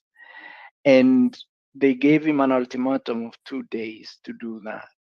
So that what we are seeing currently is any incoming regime fosters an animosity and enmity with members of the outgoing regime. And I think we need to be able to get to a point where we cushion the professional civil service from people that are, let's say, a team that comes in with the new leader. And I mean, I look at an example, and it's a very bad example, like Germany. We just had Angela Merkel for 16 years, and she left the other day, and the opposition took over power. But the guy who heads the finance department here in the city that I live in is still the person who worked when Angela Merkel was the chancellor or the prime minister of Germany. And so really, this angst through which we put our civil servants, that they think, okay, this is hell, this guy is going and we have a new guy coming in.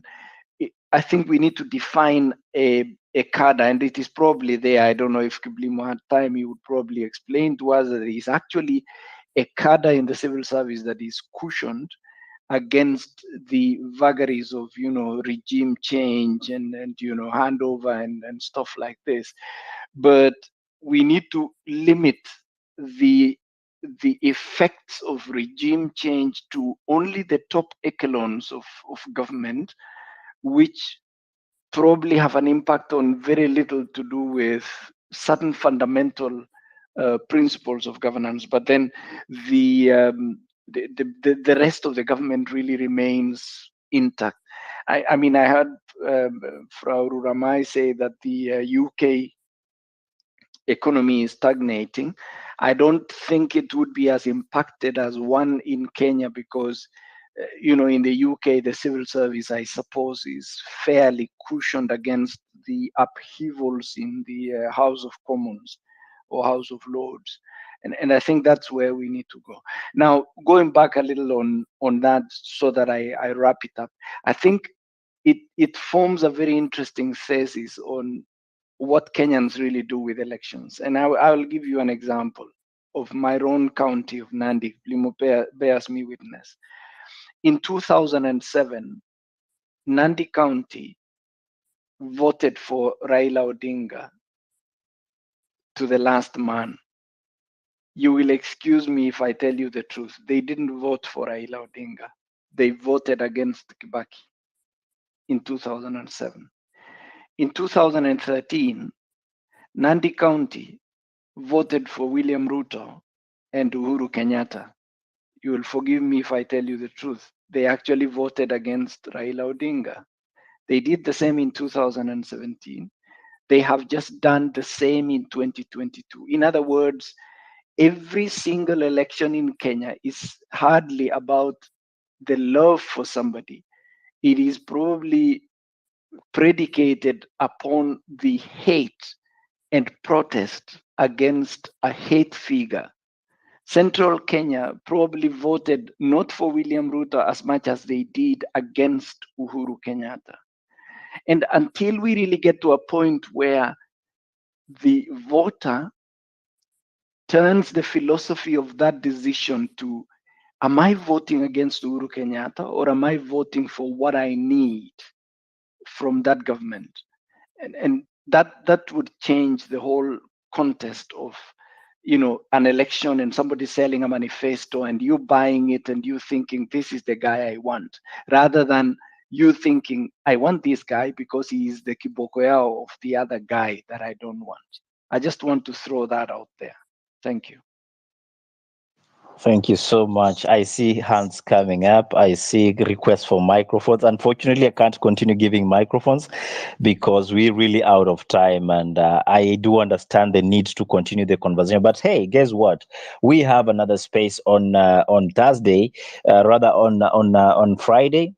And we will be doing a Thursday show live on YouTube. That is the Arts in Heart. You can check out that on my bio, where we get to have these political conversations. And you will be expecting the likes of MK to be there, Godwin, and one other gentleman, including Maurice Ndole. So make time, be there, and let's have a conversation around this transition period of our politics. But for now, allow me to quickly ask. I see Rosemary's hand is up. I wanted to bring in Hannah, but Rosemary, you have a burning, itching question that you like to put across or point? Not a burning issue, just to congratulate Professor Serone. Professor Serone, you've just nailed it. You and I were in the same team, you know that very well, but we did our best but at the same time, we are ready to tell the king if he's naked. This is the point and the clarion call I have been saying. I know your contribution elsewhere, and it's been spot on. But the burning issue, and I just want to take advantage of this space and announce my Twitter handle and say that Maurice Ndole, you did mention him. He's hosting a discussion tomorrow. We are looking at the Supreme Court decision. We all know what went down, and we respect that. And I really like how they went about it. Whether we agree with their decision, that is a discussion for another day, but we'll leave to fight another day. Let President Ruto take on the baton and lead the country. We are also asking the question in our discussion tomorrow, what are the recommendations you have for Raila Odinga? What would you, other than demonizing him and vilifying him and what have you, as he retires or ponders over the next steps. You know, he may be retired, but he's not tired. So what recommendations you young people, oldies like ourselves, have recommendations for him? Let's hear that in our discussion tomorrow. Back to you, Eli. I just wanted to put that out there. Thank you. Thank you very much, Rosemary. And definitely, I'll be sneaking into that conversation. Hannah, Ali, you have 2 minutes, mommy. Please. Thank you very much, Eli. I can see my sister Rosemary. And yes, I left the space for a bit. I'm back now. Mine is very minimal. We've had all difference of opinions and all sorts of conversation taken everywhere in every angle. But what is the bottom line? Bottom line is decision has been made. President Ruto has spoken, and he has said that he is going to be the president of the ones who have voted for him and the ones who have not voted for him. Collectively, he is the president of Kenya. Very simple. And I look forward for that. But my advice to Kenyans is let's not dwell on the past. Let's merge and move forward. Everybody here has elected somebody in their constituency, whether it's from the governor to the Senate to the women representative to the MCA. Those are the people you have to be knocking on their tables and tell them, where is the delivery? What are you doing for us? And at the same time, that will trickle down up to the top chain of command. Chief Commander Mr. President William Ruto, and I can see still people referring him to William Ruto. He deserves the respect of him being called President William Ruto. And Kenyans, let's put our differences aside. We have more that in common that divides us. Let's march forward. Our work is not done. Simply, the High Court has made a decision, yes. We've got a president, yes. But it does not mean now we go back to sleep. And this is the problem we have, not in Kenya, but all in Africa. After electing somebody, we do not go back to our leaders and ask them, what are you doing? And demand for the work and the promises they've made to deliver. So our work is to make sure that this government delivers and every one of your representative delivers and our voice is heard. We hope for a better Kenya, a better future, a brighter future, and a change we need to feel the change on the grassroots. Change at the top is not enough. This has to trickle down to the grassroots. That is my contribution for today. And please, let's not focus so much on the divisiveness. Let's not so much focus on whatever has happened. Electioneer time is over. And let's not demonize somebody that almost half of Kenya has elected as well. He does represent people's that have elected him. So he also is a leader. Let's not disqualify him for that. But all said and done, our democracy works in different way. If he was in England, he will be the opposition leader. But unfortunately, that is not the system we have. So that said and done, every leader has his fault. Nobody in this world is perfect. Every leader has his downfalls, has his things that he has not achieved, things that he has not done right, and many things that they have done right. So demonizing one person or the other is not going to get us anywhere as Kenyans. Let's move forward, march forward, hold hands, and hope to build a better future. We have set an example. Let's put our bars high. Let's not put ourselves lower. Let's set our bars high. Let's demand more. Let's see if this government will deliver. Even if it delivers 50%, of what was in their manifesto, that would be brilliant. But God bless Kenya, God bless Africa, and yes, we are all one. Thank you.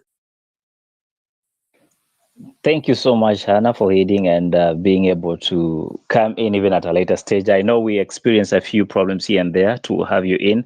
And to all the speakers that have been able to contribute to this conversation, I still see some mic requests. Unfortunately, I can't accept them, Victor and Novi. Thank you so much for asking to be back on the platform. However, time is really not allowing us to continue. But as I promised, we have these conversations happening on Thursday. So be invited to our YouTube channel, The Arts in Heart. Make time, visit us there. If you haven't watched what we do there, go. There are two sections. There's the live sections, and we have the video section that I've posted or uploaded. Get to see the kind of work we do out there. I want to equally recognize Rosemary Musumba, who they'll be hosting a Twitter space with Maurice Ndole tomorrow with Hot Seat News Media.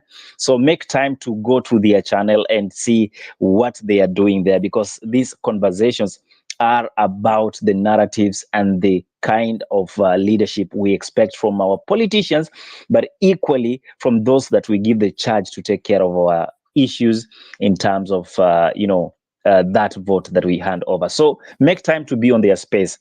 I want to specially recognize Professor Serenay. He's one man who reached out and told me, Ellie, you're wasting time on YouTube. You should be having this Twitter space because whatever you're discussing is very important. Okay, I took the challenge, and clearly we can see that most of you are now productive. You are adding value to what we do. So we do appreciate you. Without forgetting, Karanja will be having another Twitter space on Wednesday, and I believe it will be touching on issues to do with food security. As a nation, as a continent, we still fighting issue to deal with hunger. These are things we were promised since independence, and our founding fathers told us they'll be fight when we take over self-rule. We will be fighting poverty, illiteracy, and hunger. But as we speak, Kenyans are still fighting these three things and many more, including corruption. Kenyans and Africa at large are still fighting on how they can be able to afford a normal meal or a common meal on their plates. And this is something that I believe when you talk about food security, Karanja and his team will be making sure that we engage in a very productive conversation. So looking forward to that conversation, Karanja. Thank you so much for making it happen. Mrs. Ruromai from Zimbabwe, and you came here, boxed us, so we accept the truth. Sometimes we don't like the naked truth, but that is how democracy grows, and that's how we put self-check and balances. To each and everyone that contributed to this conversation, once again, asanteni sana. On behalf of my team and my producer, that is The Arts in Heart, with collaboration with Godwin Segero, I do appreciate all of you guys. I can't wait to see you on Thursday, and meet me on radio on Wednesdays from 9:30 p.m. East African time. That is blueradio.co.ke, as we have conversations moving forward from all walks of life. Having said that, should I just call this the end of the conversation, or should I say it has been my absolute pleasure hosting all of you? Good night, guys. Good afternoon, and good evening. Thank you for coming.